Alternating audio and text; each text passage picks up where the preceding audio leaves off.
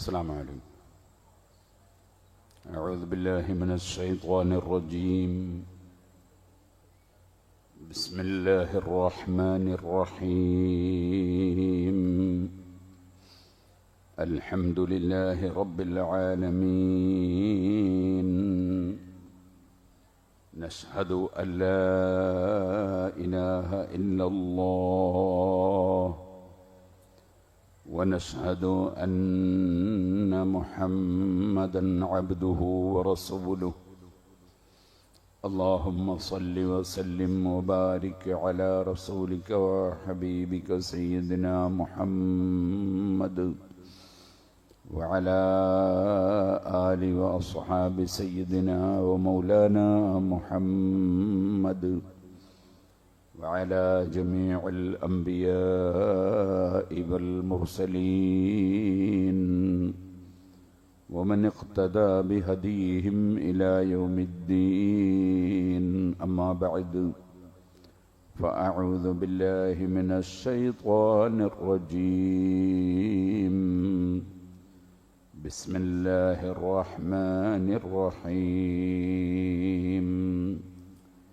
في بيوت أذن الله أن ترفع ويذكر فيها اسمه يسبح له فيها بالغدو والآصال. رجال لا تلهيهم تجارة ولا بيع عن ذكر الله وإقام الصلاة وإيتاء الزكاة يخافون يوما تتقلب فيه القلوب والأبصار. صدق الله العلي العظيم. صدق وبلغ رسوله النبي الكريم. ونحن على ذلك من الشاهدين الشاكرين والحمد لله رب العالمين. يا رب صل على من حل بالحرم طه الرسول الذي قد خص بالكرم. يا رب بالمصطفى بلغ مقاصدنا واغفر لنا ما مضى يا واسع الكرم.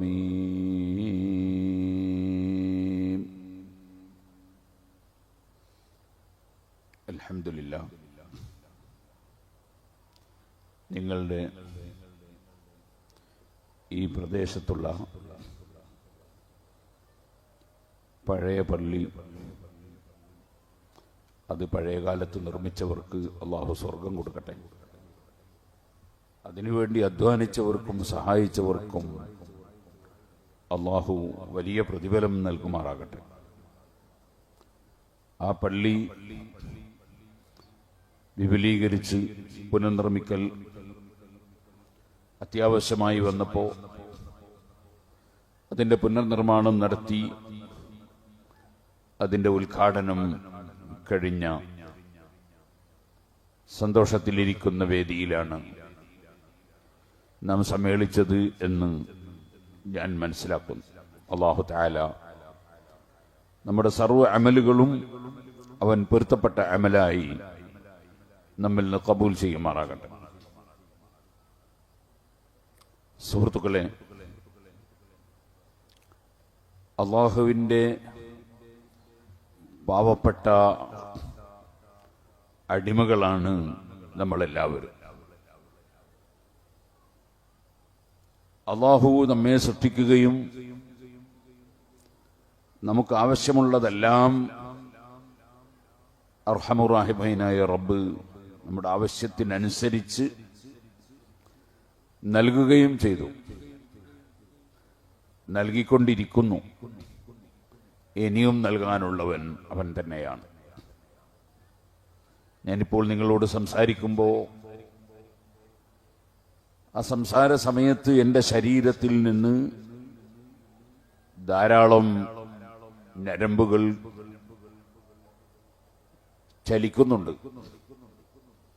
പക്ഷേ എവിടെയാണ് ചലിക്കുന്നത് എത്രയാണ് ചലിക്കുന്നത്, എങ്ങനെയാണ് ചലിപ്പിക്കേണ്ടത്, അതൊന്നും എനിക്കറിയില്ല. ഞാൻ സംസാരിക്കുന്നു, സംസാരിക്കാൻ ഉദ്ദേശിക്കുന്നു, സംസാരിക്കുന്നു.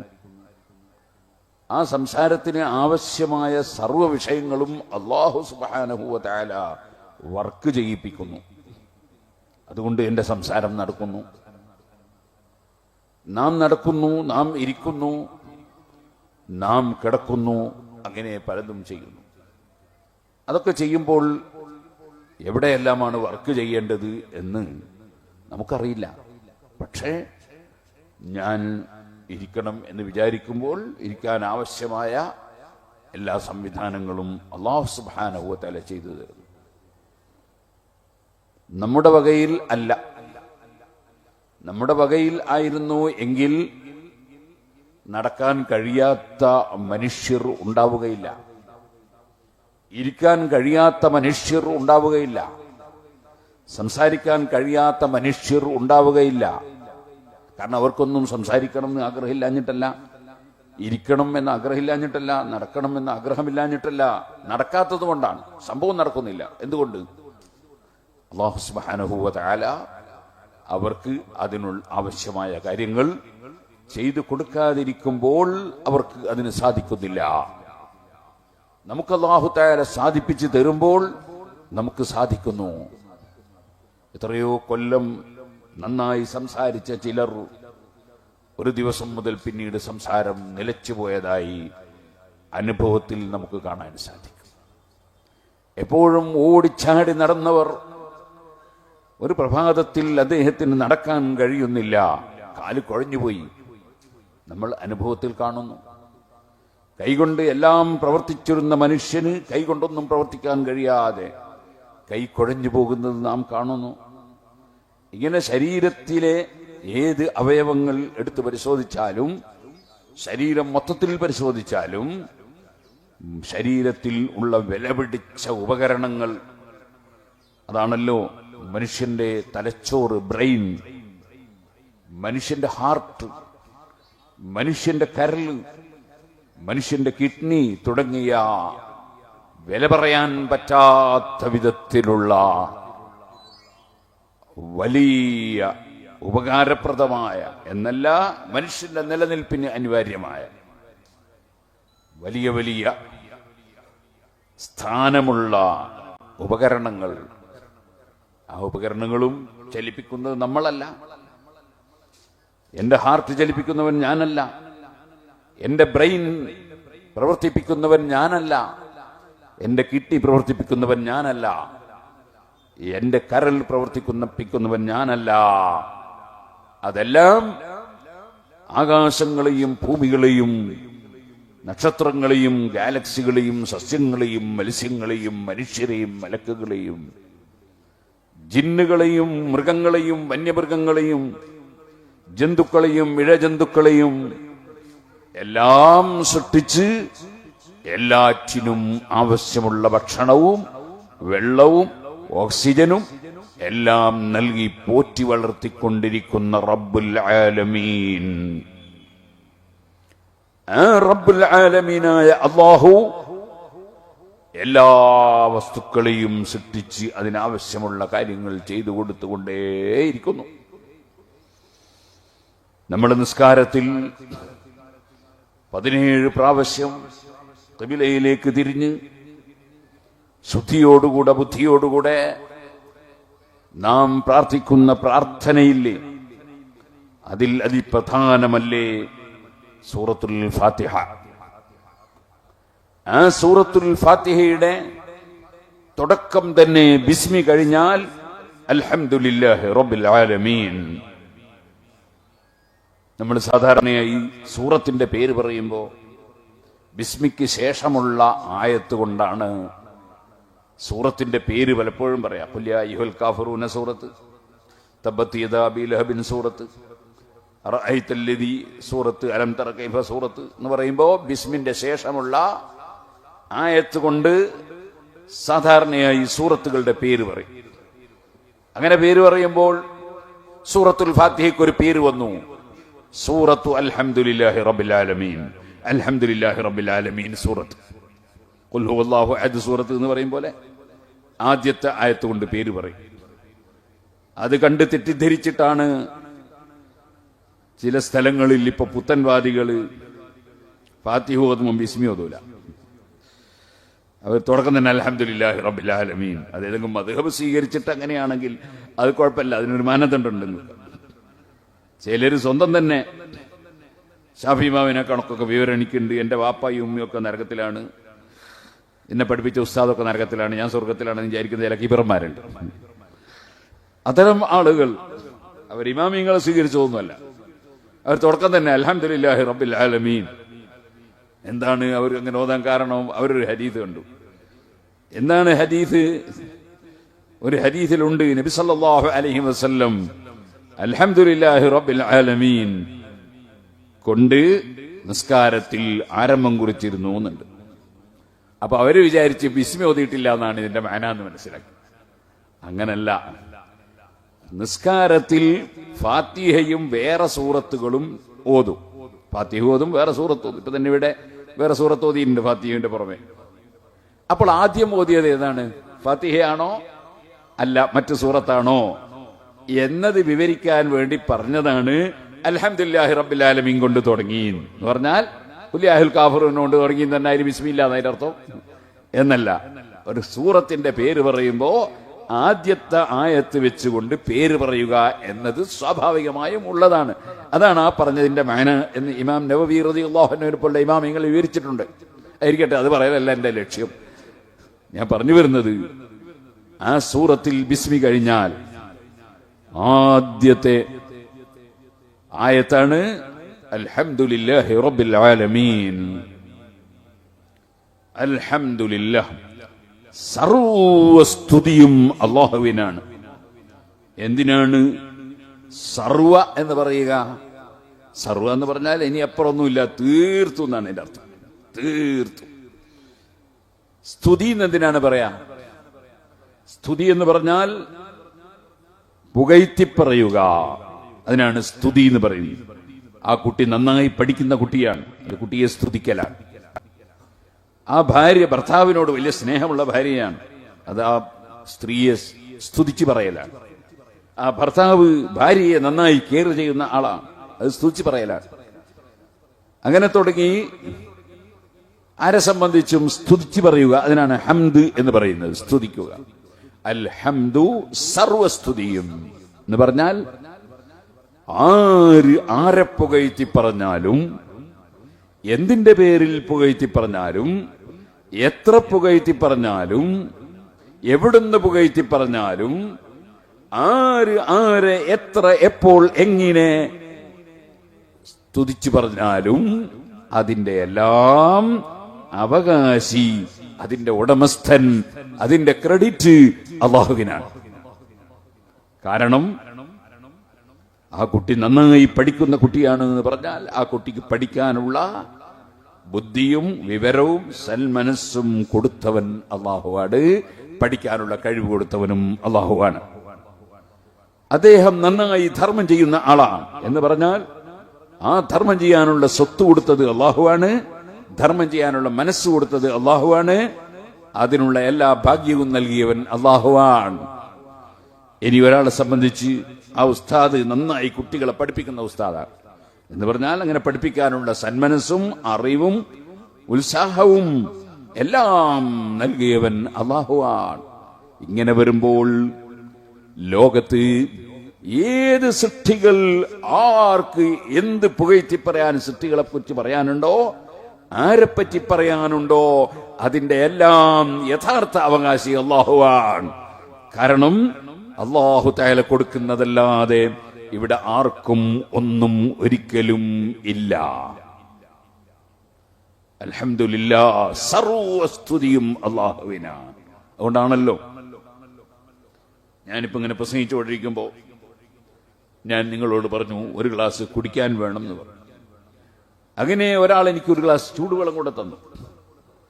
ആ ചൂടുവെള്ളം കുടിക്കുമ്പോൾ ഞാൻ പറയും ബിസ്മില്ലാഹിർ റഹ്മാനിർ റഹീം, റഹ്മാനും റഹീമുമായ അല്ലാഹുവിന്റെ പേര് കൊണ്ട് ബറക്കത്തെടുത്ത് ഞാൻ കുടിക്കുന്നു. റഹ്മാൻ എന്ന് പറഞ്ഞാൽ ആ മഹത്തായ നാമത്തിന്റെ ചുരുക്കസാരം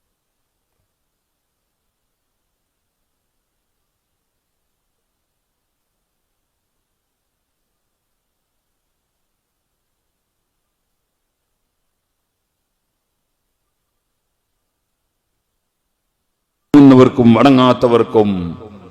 എന്തിനധികം പറയണം, അള്ളാഹു ഇല്ല എന്ന് പറയുന്നവൻ അടക്കം, അള്ളാഹുവിനെ ചീത്ത പറയുന്നവന് അടക്കം, അള്ളാഹുവിനെ നിഷേധിക്കുന്നവനടക്കം എല്ലാവർക്കും വിശാലമായ കാരുണ്യം ചെയ്യുന്നവൻ എന്നാണല്ലോ റഹ്മാൻ എന്ന ആ മഹത്തായ നാമം അറിയിക്കുന്ന ചുരുക്കസാരം. എല്ലാവർക്കും കാരുണ്യം. അള്ളാഹുവിനെ ചീത്ത പറഞ്ഞ് ഒരാൾ പ്രസംഗിച്ച് അവൻ സ്റ്റേജിൽ നിന്ന് ഇറങ്ങുമ്പോൾ അല്ലെങ്കിൽ അതിന് മുമ്പ് തന്നെ അള്ളാഹു തആല അദ്ദേഹത്തിന് നല്ല ജ്യൂസ് കൊടുക്കുന്നു, നല്ല വെള്ളം കൊടുക്കുന്നു, അവന് നല്ല ഭക്ഷണം കൊടുക്കുന്നു. ആ കഴിക്കുന്ന ഭക്ഷണം അള്ളാഹു ദഹിപ്പിച്ചു കൊടുക്കുന്നു. അത് അവന്റെ ശക്തി കൊണ്ട് ദഹിക്കുകയല്ല, അവന് പ്രസംഗിക്കാനുള്ള നാവ് പടച്ചവൻ ചലിപ്പിച്ചു കൊടുക്കുന്നു. അള്ളാഹുവിന്റെ കാരുണ്യം അങ്ങനെയാണ്. വറബ്ബുക്കൽ ഗഫൂറു ദുർ റഹ്മ ലൗ യുആഖിദുഹും ബിമാ കസബൂ ലഅജ്ജല ലഹുമുൽ അദാബ്. ഓ നബിയെ, അങ്ങയുടെ റബ്ബ് ധാരാളം പുറത്തു കൊടുക്കുന്ന, മാപ്പ് കൊടുക്കുന്ന റബ്ബാണ്. ദുർ റഹ്മ, വലിയ കാരുണ്യം ചെയ്യുന്ന റബ്ബാണ്. വറബ്ബുക്കൽ ഗഫൂറു ദുർ റഹ്മ ലൗ യുആഖിദുഹും ബിമാ കസബൂ, അവർ പ്രവർത്തിക്കുന്നതിനൊക്കെയും അല്ലാഹു തആല പ്രവർത്തിക്കുന്ന സമയത്ത് തന്നെ ശിക്ഷ കൊണ്ട് പിടികൂടുകയാണെങ്കിൽ, അല്ലാഹു ശിക്ഷ നടപ്പാക്കുകയാണെങ്കിൽ ലഅജ്ജല ലഹുമുൽ അദാബ്, കഠിനമായ ശിക്ഷ അവർക്ക് പെട്ടെന്ന് കൊടുത്തേനെ. അത് കൊടുക്കുന്നില്ലല്ലോ റബ്ബ്. അവനെ ചീത്ത പറയുന്നവനും അവനെ നിഷേധിക്കുന്നവനും അവനെ അനുസരിക്കാത്തവനും അവന്റെ കൽപ്പന ധിക്കരിക്കുന്നവനും അവൻ വിരോധിച്ചത് പ്രവർത്തിക്കുന്നവനും എല്ലാവർക്കും അവൻ ആരോഗ്യം നൽകുന്നു, എല്ലാവർക്കും കുടിക്കാൻ വെള്ളം നൽകുന്നു, എല്ലാവർക്കും ഭക്ഷണം നൽകുന്നു, എല്ലാവർക്കും ഓക്സിജൻ നൽകുന്നു, എല്ലാവർക്കും അവന്റെ ശരീരത്തിലെ അവയവങ്ങൾ ചലിപ്പിച്ചു കൊടുക്കുന്നു. അവിടെ അനുസരിക്കുന്നവരെന്നോ അനുസരിക്കാത്തവരെന്നോ വിവേചനം ഇല്ല. അതാണ് റഹ്മാൻ എന്ന മഹത്തായ നാമം അറിയിക്കുന്ന ചുരുക്കസാരം. ഇരിക്കട്ടെ അർ-റഹീം. എന്നാൽ ഈ ഭൂമിലോകത്തുള്ള ഭരണത്തിൽ പടച്ചവന്റെ നയമാണ് പറഞ്ഞത്. എന്നാൽ ഈ ഭൂമിലോകത്തുള്ള ജീവിതം താൽക്കാലികമാണ്, അത് കുറഞ്ഞ കാലം മാത്രമാണ്. യഥാർത്ഥ ജീവിതമല്ല ഭൗതികമായ ജീവിതം, മറിച്ച് പാരത്രിക ലോകത്തൊരു ജീവിതമുണ്ട്, അഥവാ മരണശേഷം ഒരു ജീവിതമുണ്ട്. ലഹിയൽ ഹയവാൻ, അതാണ് യഥാർത്ഥ ജീവിതം എന്ന് ഖുർആൻ പറഞ്ഞു. അപ്പോൾ ഇപ്പോഴുള്ളത് യഥാർത്ഥ ജീവിതമല്ല, യഥാർത്ഥ ജീവിതത്തിലേക്കുള്ളൊരു യാത്രയാണ്, ഒരു സഞ്ചാരമാണ്. ഈ യാത്രയിൽ പലപ്പോഴും യാത്രയിൽ അനുഭവിക്കുന്നത് പോലെ ഒരുപാട് പ്രയാസങ്ങളും ബുദ്ധിമുട്ടുകളും മനുഷ്യൻ അനുഭവിക്കേണ്ടി വരും. യാത്രയിൽ ലഭിക്കുന്നത് പോലെ ചിലപ്പോൾ സന്തോഷവും ലഭിച്ചു എന്ന് വരും. ഇതൊരു യാത്ര മാത്രമാണ്. കുൻ ഫിദ്ദുനിയാ കഅന്നക ഗരീബ് ഔ ആബിറു സബീൽ. യാത്രക്കിടയിൽ സന്തോഷമുണ്ടാകാറുണ്ട്, നമ്മൾ ചിരിക്കാറുണ്ട്, സന്തോഷം പങ്കിടാറുണ്ട്. യാത്രക്കിടയിൽ പ്രയാസങ്ങൾ ഉണ്ടാകാറുണ്ട്. രണ്ടും തരണം ചെയ്തുകൊണ്ടാണല്ലോ നമ്മളൊരു ലക്ഷ്യസ്ഥാനത്തേക്ക് പോകുന്നത്. ഇതുപോലെ മനുഷ്യൻ ഉമ്മയുടെ വയറ്റിൽ നിന്ന് വന്നു. ഉമ്മയുടെ വയറ്റിൽ വളരെ ഇടുങ്ങിയ ഒരു സ്ഥലം, അതേ അത്ര വൃത്തിയുള്ള സ്ഥലമല്ല. അവിടെ കുറച്ച് കാലം കഴിച്ചു കൂട്ടിയ മനുഷ്യൻ, ആ മനുഷ്യൻ അവിടെ കഴിച്ച് കാലം കഴിക്കുമ്പോൾ ഇവിടുന്ന് പോയാൽ എനിക്ക് വിശാലമായൊരു ലോകത്ത് കുറെ കാലം ജീവിക്കാനുണ്ട് എന്നതിനെക്കുറിച്ച് ഒരു ബോധവും അറിവും ഉമ്മയുടെ വയറ്റിൽ കഴിയുന്ന സമയത്തില്ലായിരുന്നു. പ്രത്യേകിച്ചും ഉമ്മയുടെ വയറ്റിൽ നിന്ന് നേരത്തെ ജ്യേഷ്ഠൻ പ്രസവിക്കപ്പെട്ടിട്ടുണ്ട്, മൂത്ത പെങ്ങളെ പ്രസവിക്കപ്പെട്ടിട്ടുണ്ട്. അവരാരും തിരിച്ച് വയറ്റിലേക്ക് കയറി തിരിച്ചു വന്നിട്ടില്ല. ആകയാൽ അതുകൊണ്ട് തന്നെ വയറ്റിൽ കിടക്കുന്ന കുട്ടി ഇനിയൊരു ജീവിതമുണ്ടെന്ന് ചിന്തിക്കാനോ നിർവാഹമില്ല. പക്ഷേ അവിടെ ആ വയറ്റിൽ വന്നിട്ട് നമ്മോട് ഒരാളും പറഞ്ഞിട്ടില്ല ഇതിന്റെ ശേഷം ഒരു ജീവിതമുണ്ടെന്ന്. ഇവിടെ അങ്ങനെയല്ല. ഈ ഭൂമിയിലേക്ക് വന്നതിന് ശേഷം ജീവിതത്തിൽ ഒരൊറ്റ കളവും പറഞ്ഞിട്ടില്ലാത്ത, ഒരു വാക്കും ലംഘിച്ചിട്ടില്ലാത്ത, ഒരനീതിയും പ്രവർത്തിച്ചിട്ടില്ലാത്ത, അതേ ഒരു തെറ്റും ജീവിതത്തിൽ ചെയ്തിട്ടില്ലാത്ത സംശുദ്ധമായ ജീവിതം 40 വർഷം ജീവിച്ച് ഏറ്റവും ഉത്തമരായി ജീവിച്ച് സമൂഹത്തിന് മുഴുവനും മാതൃക കാണിച്ചു കൊടുത്ത മുർസലീങ്ങളുണ്ടല്ലോ, അമ്പിയാക്കളുണ്ടല്ലോ. അതിലേറ്റവും അവസാനത്തെ വ്യക്തിയായ ഖാതിമുൻ നബിയിൽ മകാന മുഹമ്മദുൻ അബാ അഹദിൻ മിർ റിജാലികും വലാകിൻ റസൂലല്ലാഹി വഖാതമൻ നബിയീൻ. അവസാനത്തെ നബിയായ മുഹമ്മദുർ റസൂലുള്ളാഹി സല്ലല്ലാഹു അലൈഹി വസല്ലം വന്ന് സമൂഹത്തെ അവിടുന്ന് സത്യപ്രവാചകരാണ് എന്നത് ബോധ്യപ്പെടുത്തുന്ന ഒരുപാട് തെളിവുകൾ കാണിച്ചു കൊടുത്തതിന് ശേഷം അവിടുന്ന് പഠിപ്പിച്ചിട്ടുണ്ട്, ഇതല്ല കേട്ടോ ജീവിതം, ഇതിന്റെ ശേഷം ജീവിതം വരാനുണ്ട്, ഇത് ജീവിതത്തിലേക്കുള്ള ഒരു യാത്രയാണ്. അത് പഠിപ്പിച്ചതനുസരിച്ച് അത് ഉറച്ചു വിശ്വസിക്കുന്നവരാണ് മുസ്ലിമീങ്ങൾ. ആ മുസ്ലിമീങ്ങൾ പൂർണ്ണമായും വിശ്വസിക്കുന്നു. അവര് പ്രഖ്യാപിക്കുന്നു, പടച്ചവൻ അല്ലാഹു തആല റഹ്മാനാണ്, ഈ ഭൂമി ലോകത്തെ എല്ലാവർക്കും വിശാലമായി കൊടുക്കുന്നവനാണ്. അവിടെ വിവേചനം ഇല്ല. അഥവാ മുസ്ലിമിന് മാത്രം ഭക്ഷണം, ഹിന്ദുവിന് മാത്രം വെള്ളം, ക്രിസ്ത്യാനിക്ക് മാത്രം വായു, അങ്ങനെയൊന്നുമില്ല. ഏത് മതക്കാരനും മതമില്ലാത്തവനും റബ്ബി ലോകത്ത് കൊടുക്കേണ്ടതൊക്കെ കൊടുക്കും, തീരുമാനിച്ചത് കൊടുക്കും. അതേ സമയത്ത് ഇവിടത്തെ ജീവിതം കഴിഞ്ഞ് മനുഷ്യൻ മരണപ്പെട്ടു കഴിഞ്ഞാൽ അർ-റഹീം, പടച്ചവന് മറ്റൊരു നാമമാണ് അർ-റഹീം.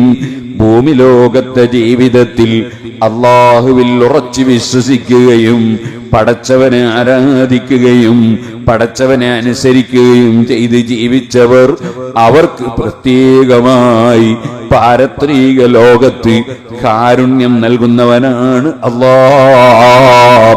അവിടെയും ഇവിടെയും ഒരുപോലെയല്ല.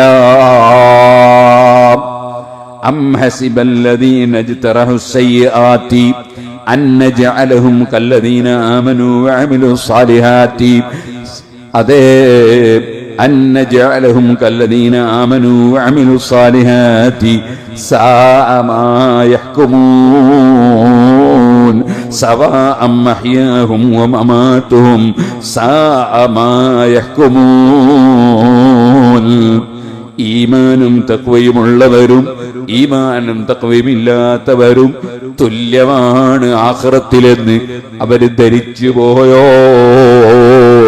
ഒരിക്കലും തെറ്റ് ചെയ്തവരും നല്ലത് ചെയ്തവരും പടച്ചറപ്പിന്റെ അടുക്കൽ തുല്യമല്ല.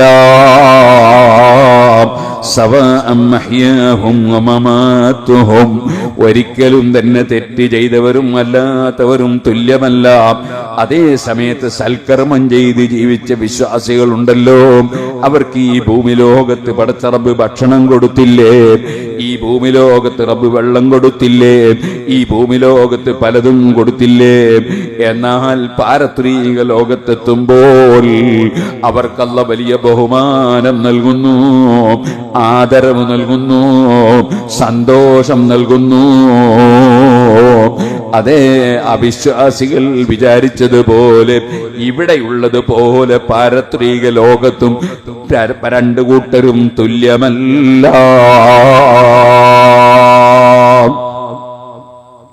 ആ പാരത്രിക ലോകത്തിൽ വിശ്വസിക്കുന്നവരാണ് മുസ്ലിമീങ്ങൾ. ഇവിടെ ഏത് പോലീസിനെയും വെട്ടിക്കാൻ ചിലപ്പോൾ കഴിഞ്ഞു എന്ന് വരും, ഏത് കോടതിയെയും തെറ്റിദ്ധരിപ്പിക്കാൻ കഴിഞ്ഞു എന്ന് വരും, ഏത് ഭരണാധികാരികളെയും ചിലപ്പോൾ ചതിക്കാൻ കഴിഞ്ഞു എന്ന് വരും, ഏത് അധികാരമുള്ളവന്റെയും കണ്ണ് വെട്ടിക്കാൻ കഴിയും.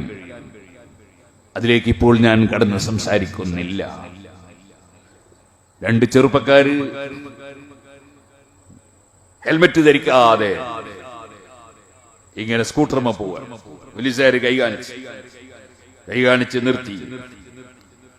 എന്താ പേര് എന്ന് ചോദിച്ചു. പേര് മാറ്റി പറഞ്ഞു, സ്വന്തം പേര് പറഞ്ഞില്ല. ഫോൺ നമ്പർ എത്രയാന്ന് ചോദിച്ചു. പേര് പറയുമ്പോ ഒരു നമ്പർ അങ്ങ് മാറ്റി കളഞ്ഞു. കേസെടുത്ത പോലീസുകാരൻ പിറ്റേന്ന് എന്ത് ചെയ്യാനാ? ആളപ്പെടുത്തില്ല.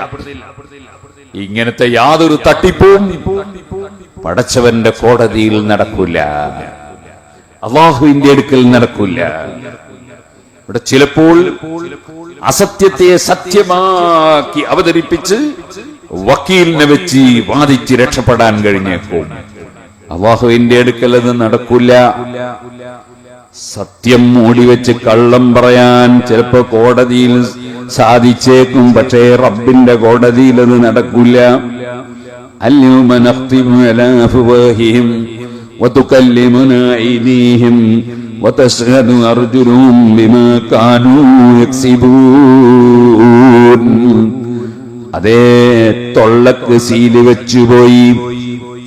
കൈകൾ സംസാരിക്കുന്നു, കാല് സാക്ഷി പറയുന്നു. അഥവാ ഇന്ന് ഈ തൊള്ള കൊണ്ട് നാവ് കൊണ്ട് സംസാരിക്കാൻ കഴിവ് കൊടുത്ത റബ്ബ് അപ്പോൾ സംസാരിക്കാൻ നാവിന് ശക്തി കൊടുക്കുന്നില്ല. അതിന് പകരം കൈ സംസാരിക്കുകയാണ്, കാല് സാക്ഷി പറയുകയാണ്. നേരത്തെ നാവിന് സംസാരിക്കാൻ കഴിവ് കൊടുത്ത റബ്ബ് അല്ലാഹുവല്ലയോ? ശരീരത്തിലുള്ള ഒരു ജുസ് അല്ലേ, ഒരു ഭാഗമല്ലേ നാവ്? അതേപോലെ ശരീരത്തിൽ ഒരു ഭാഗമല്ലേ ഈ വിരലെന്തേ സംസാരിക്കാത്തത്? വിരലിന് സംസാരിക്കാൻ അല്ല കഴിവ് കൊടുത്തില്ല. കഴിവ് കൊടുത്താലോ വിരല് സംസാരിക്കും, ഉറപ്പല്ലേ? അല്ലാഹു തആല പാരത്രിക ലോകത്തിന്റെ വ്യവസ്ഥ വെച്ചത് മറ്റൊന്നാണ്. അവിടെ തെറ്റ് ചെയ്തവർ അത് മൂടിവെക്കാൻ നോക്കുമ്പോൾ അവരുടെ നാവിന് സീല് വെച്ചുപോയി, തൊള്ളക്ക് സീല് വെച്ചുപോയി.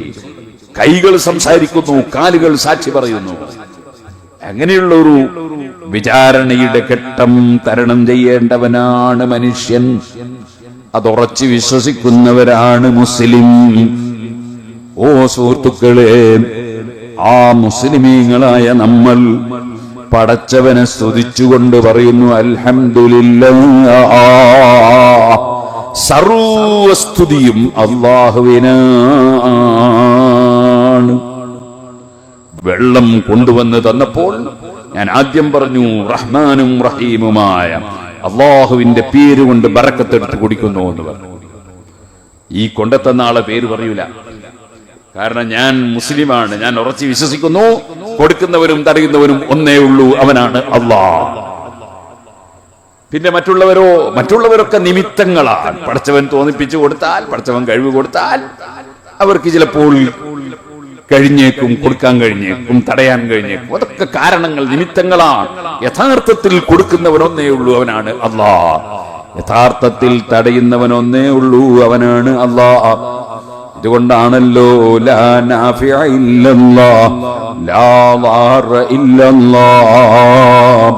അല്ലാഹുവല്ലാതെ ഉപകാരം ചെയ്യുന്നവനില്ല, അല്ലാഹുവല്ലാതെ ഉപദ്രവം സൃഷ്ടിക്കുന്നവനില്ല. എല്ലാം അവന്റെ അധികാരത്തിലാണ്. ആര് മുഖേന എന്തുപകാരം കിട്ടുന്നുണ്ടെങ്കിലും അതെല്ലാം പടച്ചവൻ ചെയ്യുന്ന ഉപകാരമാണ്. ഒരു മനുഷ്യൻ ഒരു 10,000 രൂപ കടം തരുന്നു.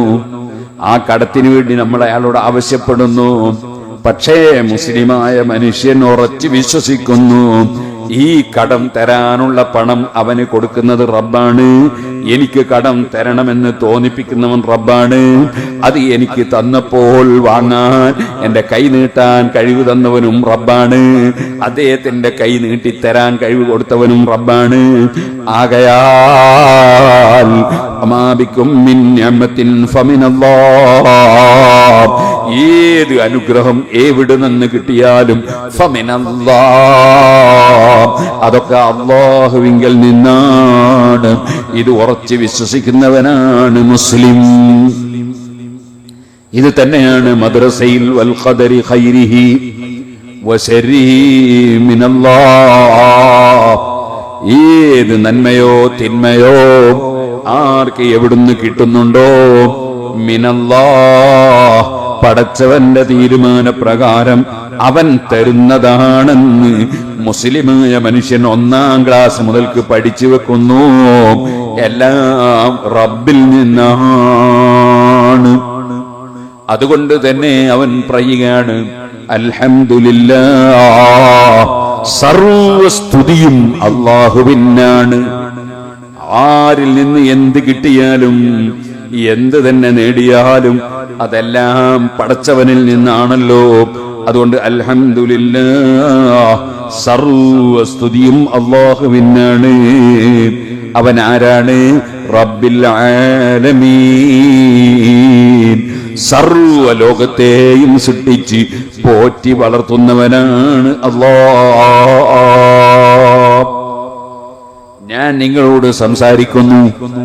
ആ സംസാരിക്കുന്ന സംസാരം ശരിക്ക് എനിക്ക് സംസാരിക്കണമെങ്കിൽ എന്റെ വായിൽ നനവ് വേണം.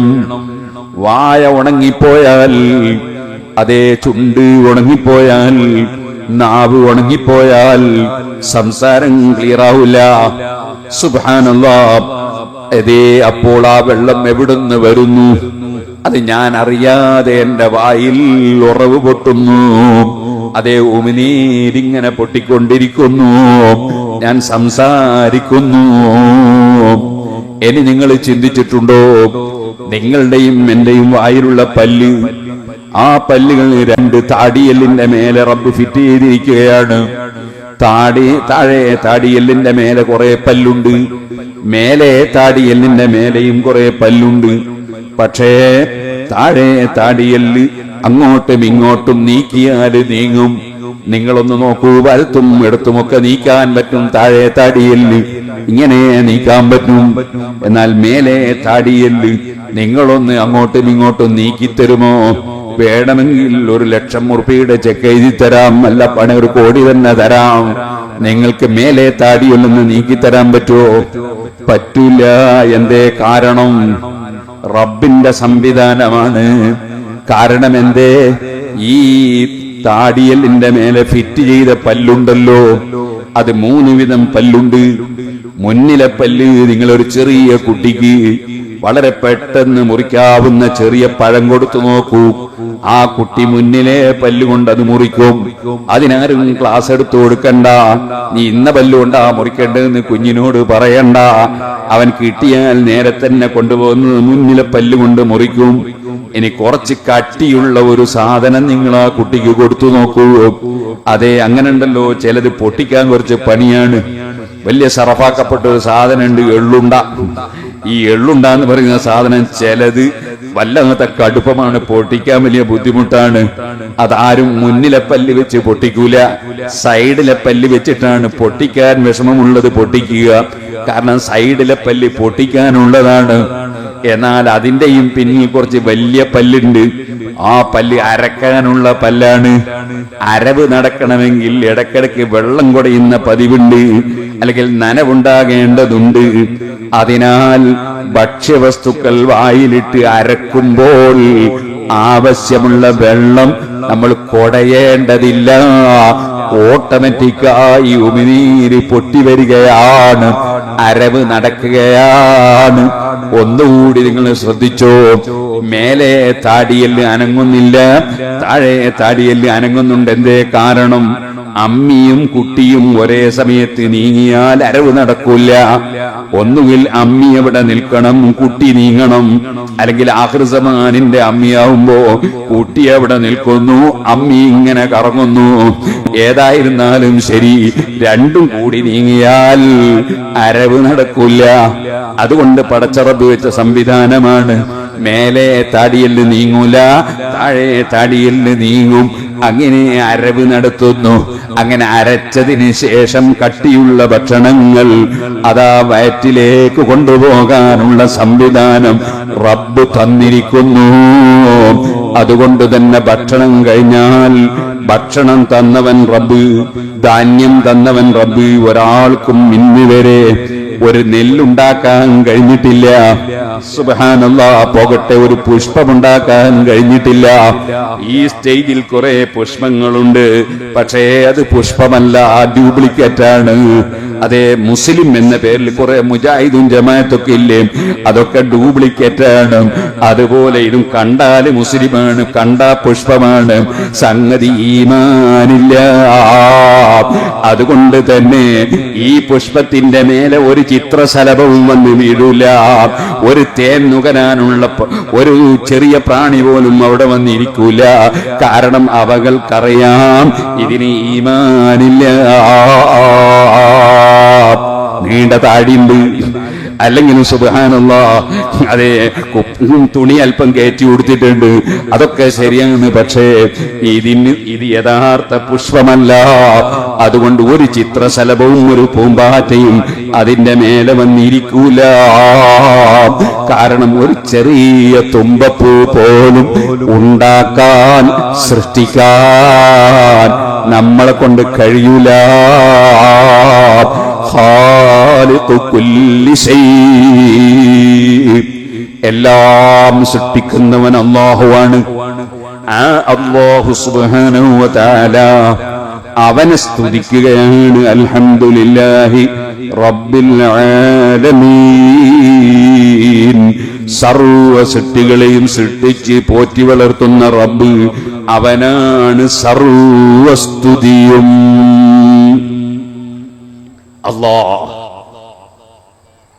അല്ലാഹുവിൽ ഉറച്ചു വിശ്വസിക്കണം.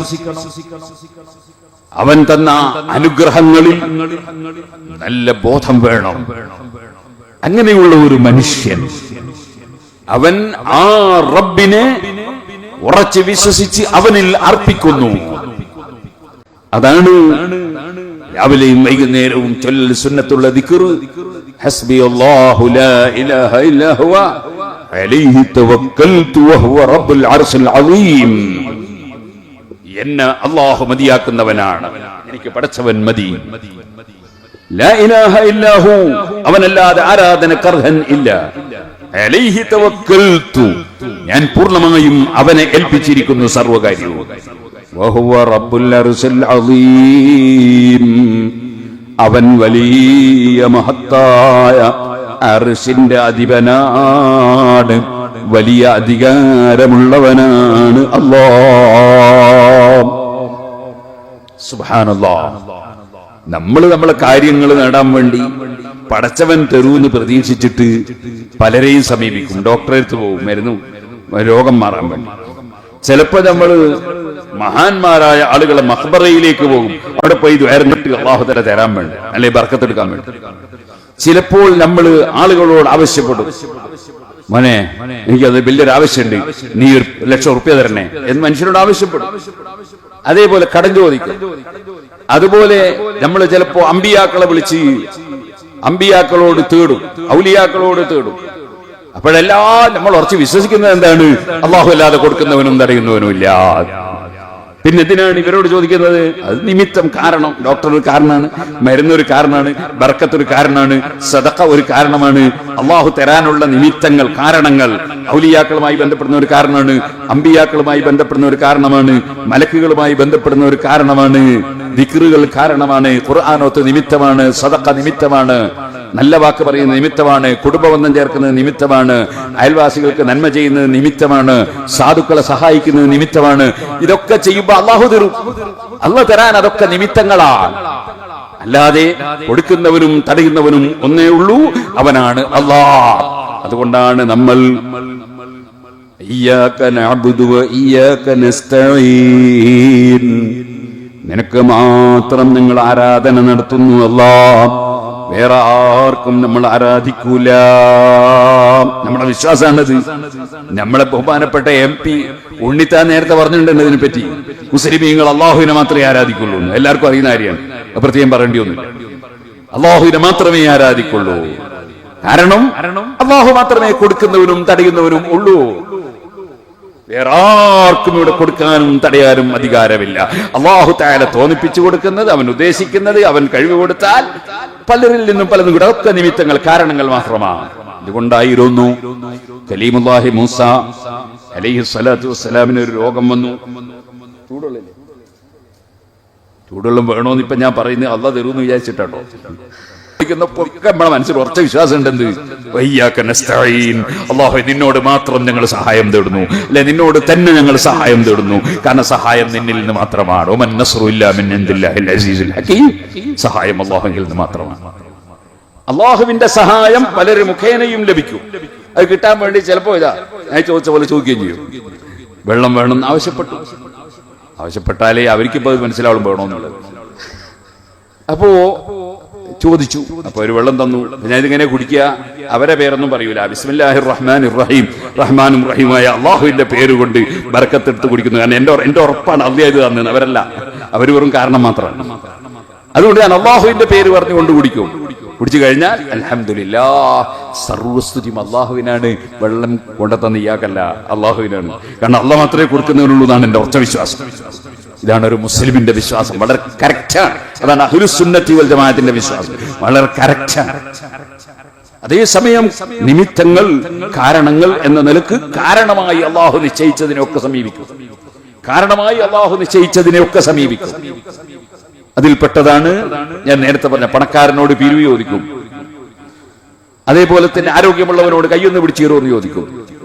ഒക്കെ നിമിത്തമാണ്. അല്ലാഹു തആല വെച്ച നിമിത്തങ്ങൾ, ഹലാലായ നിമിത്തങ്ങളൊക്കെ നമുക്ക് ഉപയോഗപ്പെടുത്താൻ പറ്റും. ഹലാലായ നിമിത്തം ഹറാമായ നിമിത്തം രണ്ടിയാതിരും. ദാഹം തീരാൻ വെള്ളം കുടിച്ചാൽ ദാഹം തീരും, കള്ളു കുടിച്ചാലും തീരും. പക്ഷേ കള്ളുടിക്കരുത് എന്ന് അല്ലാഹു തആല കൽപ്പിച്ചിരിക്കുന്നു. അതുകൊണ്ട് അല്ലാഹ് വിരോധിച്ചിരിക്കുന്നതുകൊണ്ട് കള്ളു കുടിക്കൂല ദാഹം തീരാൻ. ചായ കുടിക്കുന്നതിന് അനുവദിച്ചിരിക്കുന്നു, ചായ കുടിക്കും. കാരണം നമ്മൾ എന്ത് ചെയ്യുമ്പോഴും നമ്മൾ ആലോചിക്കും, മുസ്ലിമീങ്ങൾ ആലോചിക്കും, ഇതെന്റെ റബ്ബ് ഇഷ്ടപ്പെടുന്നുണ്ടോ ഇല്ലേ, അവൻ അംഗീകരിക്കുന്നുണ്ടോ ഇല്ലേ. അങ്ങനെ ഒരു മുസ്ലിമിന് ജീവിക്കാൻ വകുപ്പുള്ളൂ. അവന്റെ കൽപ്പനകൾക്ക് വിധേയമായി അവൻ വിരോധിച്ചത് കൈയൊഴിച്ചു. അത് പഠിപ്പിക്കാൻ വേണ്ടി പറഞ്ഞേക്കപ്പെട്ട നേതാവാണ് മുഹമ്മദുർ റസൂലുള്ളാഹി സല്ലല്ലാഹു അലൈഹി വസല്ലം. നബിയുനൽ ആമിറുൻ നഹി ഫലാ അഹദു അബർ ഫി ഖൗലിലാ മിൻഹു വലാ നഅമി. എല്ലാവരും ചൊല്ലിക്കോളൂ, സ്വലാത്ത് മൗലായ സല്ലി വസല്ലിം ദായിമൻ അബദാ അലാ ഹബീബിക ഖൈറിൽ ഖൽഖി കുല്ലിഹിം.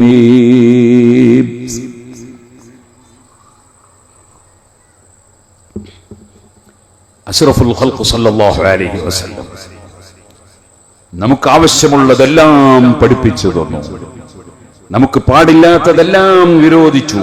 അതിനു വേണ്ടിയാണ് ഹബീബ് നബി സല്ലല്ലാഹു അലൈഹി വസല്ലം അല്ലാഹു പറഞ്ഞേച്ചിട്ടുള്ളത്. ഏതായിരുന്നാലും ഞാൻ പറഞ്ഞു വന്നത്, എല്ലാം കൊടുക്കുന്ന റബ്ബ്, ആ റബ്ബിന്റെ കൊടുതി വിശദീകരിച്ച് പറഞ്ഞു തീർക്കാൻ കഴിയില്ല. ഒരാൾക്കും റബ്ബിന്റെ കൊടുതിയെ കുറിച്ച് പറഞ്ഞു തീർക്കാൻ കഴിയൂല. അതല്ലേ വഇൻ തഉദ്ദൂ നിഅമത്തല്ലാഹി ലാ തുസ്സൂഹാ. പടച്ചവന്റെ അനുഗ്രഹം നിങ്ങൾ എണ്ണാൻ ഒരുങ്ങിയാൽ നിങ്ങൾക്കത് ലിമിറ്റാക്കാൻ കഴിയൂല, പറഞ്ഞു തീർക്കാൻ കഴിയൂല. സുബ്ഹാനല്ലാഹ്, എത്രയെത്ര അനുഗ്രഹങ്ങളാണ് അവൻ ചെയ്തത്. അത് എത്ര തന്നെ പുസ്തകം എഴുതിയാലും തീരൂല. പക്ഷേ ചിന്തയില്ലാത്ത മനുഷ്യന് അതിനെക്കുറിച്ച് പലപ്പോഴും ബോധമുണ്ടാകൂല. ഞാൻ നേരത്തെ പറഞ്ഞില്ലേ, നമ്മുടെ താടിയെല്ലിനെ കുറിച്ച് ഞാൻ പറഞ്ഞില്ലേ, പല്ലിനെ കുറിച്ച് പറഞ്ഞില്ലേ.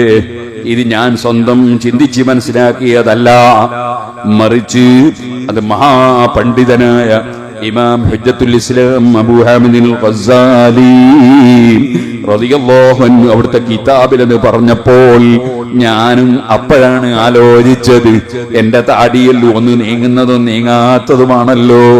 താടിയെല്ലും കൊണ്ട് ഞാൻ നടക്കാൻ തുടങ്ങിയിട്ട് കാലം കുറേയായി. പക്ഷേ ഇമാം ഗസ്സാലി തങ്ങൾ റബ്ബിന്റെ നിഅമത്ത് ഇങ്ങനെ വിവരിക്കുന്നത് കണ്ടപ്പോഴാണ് ഞാനും അതിനെ സംബന്ധിച്ച് ആലോചിച്ചത്. ആ ഇമാം ഗസ്സാലി റളിയല്ലാഹു അൻഹു പറഞ്ഞു, മോനെ നിന്റെ കൈ എത്ര അത്ഭുതകരമാണ്. കൈ, സുബ്ഹാനല്ലാഹ്, ഈ കൈ ഇങ്ങനെ വിരൽ ചുരുട്ടി ഇങ്ങനെ പിടിച്ചാൽ ഇതൊരു മുട്ടിയാണ്. ഇതേ കൈയിന്റെ വിരൽ നിവർത്തി കൂട്ടിപ്പിടിച്ചാൽ ഇതൊരു വൈപ്പറാണ്. ഇതേ കൈയിന്റെ വിരൽ മലർത്തി കൂട്ടിപ്പിടിച്ചാൽ ഒരു സ്പൂണാണ്. ഇതേ കൈയിന്റെ വിരൽ വേറെ മറ്റേ കൈയിന്റെ വിരലും കൂടി കൂട്ടിയിട്ട് ഇങ്ങനെ പിടിച്ചാൽ അതൊരു വലിയ പാത്രമാണ്. ഈ വിരൽ, അതിന്റെ തലയിൽ ഒരു നഖമുണ്ട്. അത് വളരെ ഭംഗിയായി, അതില്ലായിരുന്നുവെങ്കിൽ ഇപ്പോൾ ഇവിടെ വന്നപ്പോൾ തൊട്ടടുത്ത വീട്ടിൽ നിന്ന് ഭക്ഷണം കഴിക്കുമ്പോ നല്ല മീന് പൊരിച്ചു കൊണ്ടുവന്നു. സുബ്ഹാനല്ലാഹ്, ആ മീനിന്റെ മുള്ളെടുക്കണമെങ്കിൽ ഈ വിരലിന് നഖമുണ്ടാകൽ ആവശ്യമാണ്. നമ്മൾ അതിന്റെ ഉപകാരം ചിലപ്പോൾ ആലോചിക്കൂല. വേറെയും പല ആവശ്യങ്ങളുമുണ്ട്. ഇനി ഞാൻ പറയട്ടെ, ഈ കൈ തന്നെ നമ്മളിങ്ങനെ കൂട്ടിപ്പിടിച്ചാൽ ഇങ്ങനെ കൂട്ടിപ്പിടിക്കാൻ കഴിയും എന്നല്ല, എന്റെ ശരീരത്തിൽ എല്ലാ സ്ഥലത്തും എന്റെ കൈയെത്തിക്കാൻ കഴിയും. അതുകൊണ്ട് ഒറ്റക്ക് അതാ വാഷ്റൂമിൽ നിന്ന് കുളിക്കുമ്പോ എന്റെ പുറത്തടക്കം ഞാൻ സോപ്പ് തേൽക്കാറുണ്ട്. അതിനാരും സഹായത്തിന് വേണ്ട. എന്റെ കൈ എവിടെയും എത്തുന്ന കൈയാണ്.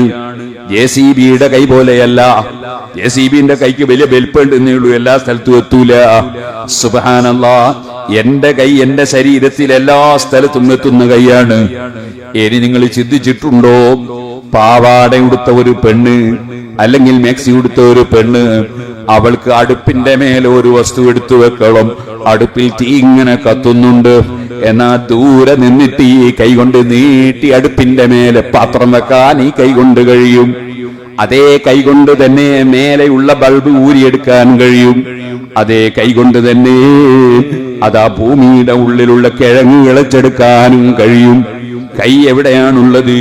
അതേ നമ്മുടെ കൈ അതേ പശുവിന്റെ കൈ പോലെയല്ല. പശുവിന്റെ കൈ കൊണ്ട് ഇപ്പറഞ്ഞ പണിയൊന്നും എടുക്കാൻ കഴിയൂല. മനുഷ്യന്റെ കൈ അങ്ങനെയല്ല.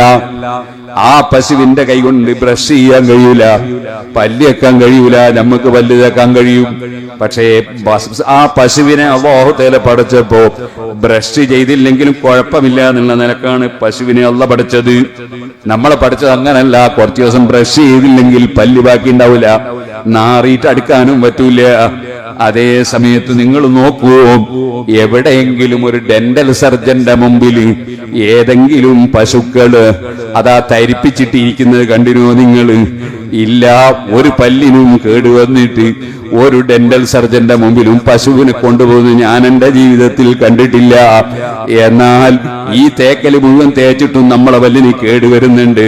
കാരണം നമ്മുടെ പല്ല് പരിചരിക്കാനുള്ള ബുദ്ധിയും ശക്തിയും കഴിവും, അതുപോലെ ആ പല്ല് തേക്കാനുള്ള കഴിവും വൃത്തിയാക്കാനുള്ള കഴിവുമൊക്കെ അല്ലാഹു നമുക്ക് തന്നിട്ടുണ്ട്. പശുവിനത് കൊടുത്തിട്ടില്ല. എല്ലാം പോറ്റി വളർത്തുന്നവൻ റബ്ബാണ്. ആ റബ്ബ് സുബ്ഹാനഹു വ തആല ഈ കൈ തന്നെ നിങ്ങൾ ഇങ്ങനെ വിരലൊന്ന് കോട്ടിപ്പിടിച്ചാൽ ഇതൊരു മാന്തിയാണ്. ഈ കൈ കൊണ്ട് തന്നെയാണ് നിങ്ങൾ ഡ്രൈവ് ചെയ്യുന്നത്. ആ കൈ കൊണ്ട് തന്നെയാണ് നിങ്ങൾ എഴുതുന്നത്. അതേ 1400ഓളം കൊല്ലങ്ങൾക്ക് മുമ്പ് കഴിഞ്ഞു പോയ, അല്ലെങ്കിൽ ആയിരക്കണക്കിന് വർഷങ്ങൾക്ക് മുമ്പ് കഴിഞ്ഞു പോയ ആ കാലഘട്ടത്തിലുള്ളവർ എഴുതി വെച്ച ഒരു പുസ്തകം ഇന്നും എടുത്തു വായിക്കുമ്പോൾ അവര് ജീവിച്ചിരിപ്പുള്ളതുപോലെ അവരുടെ ആശയം നമുക്ക് ലഭിക്കുന്നു. അത് കൈകൊണ്ട് എഴുതിയതാണ്. കയ്യിന്റെ ഉപകാരം പറഞ്ഞാൽ കുറെ ദിവസം വയത് പറഞ്ഞാൽ കയ്യിന്റെ ഉപകാരം മാത്രം പറഞ്ഞു തീർക്കാൻ കഴിയോ? ഇനി നിങ്ങളൊരു കുളത്തിലിറങ്ങിയാൽ, പുഴയിലിറങ്ങിയാൽ നിങ്ങളെ കൈകൊണ്ട് തന്നെയല്ലേ നിങ്ങൾ നീന്തി അക്കരേക്ക് കടക്കുന്നത്? ആ കയ്യിന്റെ സഹായത്താലല്ലേ? ചോദിക്കട്ടെ, നിങ്ങളൊരു വസ്തു തുന്നുന്നത് അതും ഇങ്ങനെ പിടിച്ചു കൊടുത്ത് തുന്നുമ്പോൾ, അതേ ടൈലറിങ്ങിന്റെ പണിയെടുക്കുമ്പോൾ അതും കൈകൊണ്ട് തന്നെയല്ലേ? അതേ നിങ്ങൾ വിത്തിട്ടതും കൈകൊണ്ടല്ലേ? നിങ്ങൾ അതാ അതിൽ നിന്ന് പഴം പറിച്ചതും കൈകൊണ്ടല്ലേ? നിങ്ങൾ പച്ചക്കായ കൊണ്ടുവന്ന് മുറിച്ചിട്ടതും കൈകൊണ്ടല്ലേ? അത് പാകം ചെയ്യാൻ വേണ്ടി അടുപ്പത്ത് വെച്ചതും കൈകൊണ്ടല്ലേ? അതിന് മഞ്ഞളുമുളകൊക്കെ ചേർത്തതും കൈകൊണ്ടല്ലേ? ആകയാൽ ഈ കയ്യിന്റെ ഡ്യൂട്ടികൾ ഒന്ന് എണ്ണി പറഞ്ഞാൽ തീർക്കാൻ കഴിയുമോ? നമ്മൾ ചിന്തിക്കുന്നതും ചിന്തിക്കാത്തതുമായ എന്തെല്ലാം കാര്യങ്ങളാണ് മനുഷ്യന്റെ കൈമുഖേന പ്രവർത്തിക്കാൻ സാധിക്കുന്നത്. ഇങ്ങനെ എണ്ണിയാൽ ഒടുങ്ങാത്ത അനുഗ്രഹങ്ങൾ ചെയ്തു തന്ന ലോകത്തിന്റെ സട്ടാവായ അല്ലാഹ്, അവനാണ് സർവസ്തുതിയും. അൽഹംദുലില്ലാഹി റബ്ബിൽ ആലമീൻ.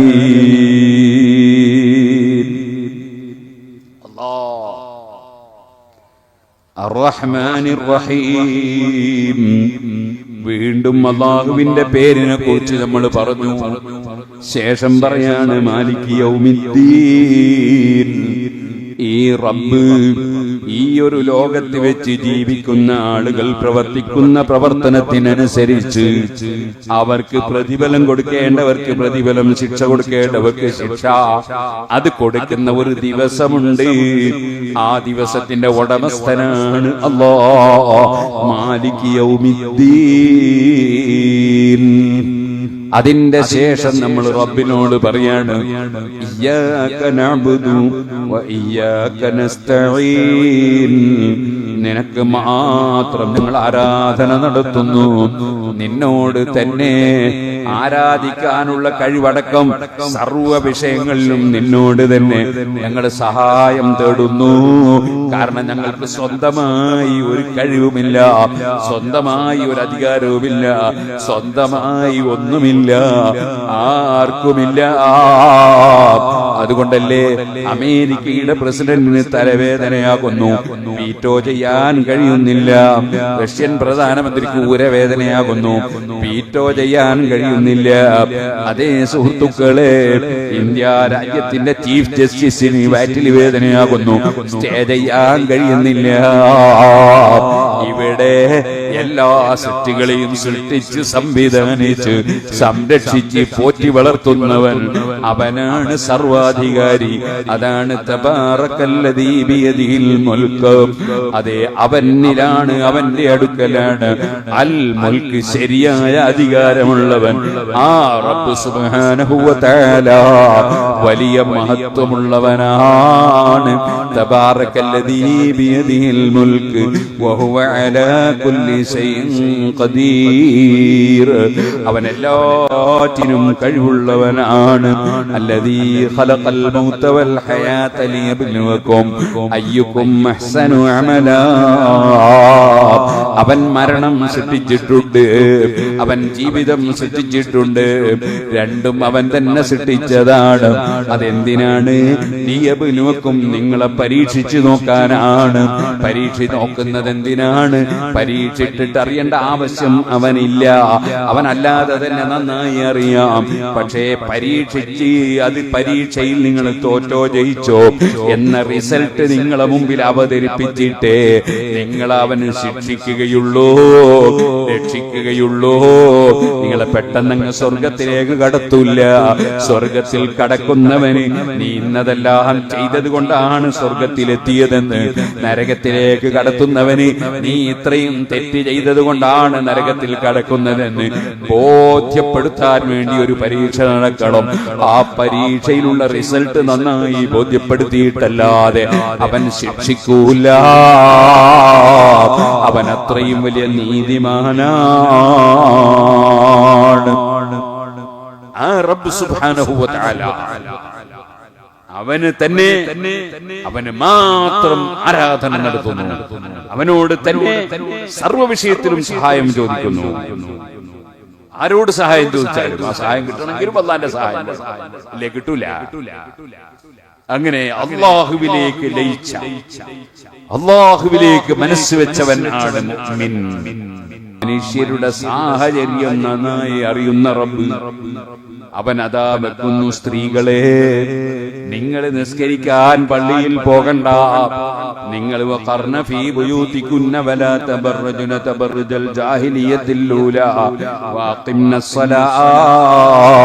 നിങ്ങൾ വീട്ടിൽ അടങ്ങി ഒതുങ്ങി കഴിഞ്ഞോ, കൃത്യമായി വീട്ടിൽ നിന്ന് നിസ്കരിച്ചോ.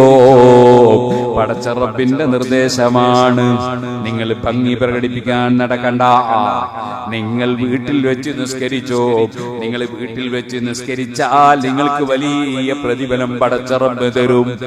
നിങ്ങൾ പള്ളിയിലേക്ക് പോയാലോ പ്രതിഫലമല്ല, നിങ്ങൾക്ക് പലപ്പോഴും കുറ്റം കിട്ടും. കാരണം നിങ്ങളെ പള്ളിയിലേക്ക് റബ്ബ് ക്ഷണിച്ചിട്ടില്ല, പള്ളിയിൽ നിസ്കരിക്കാൻ പറഞ്ഞിട്ടില്ല.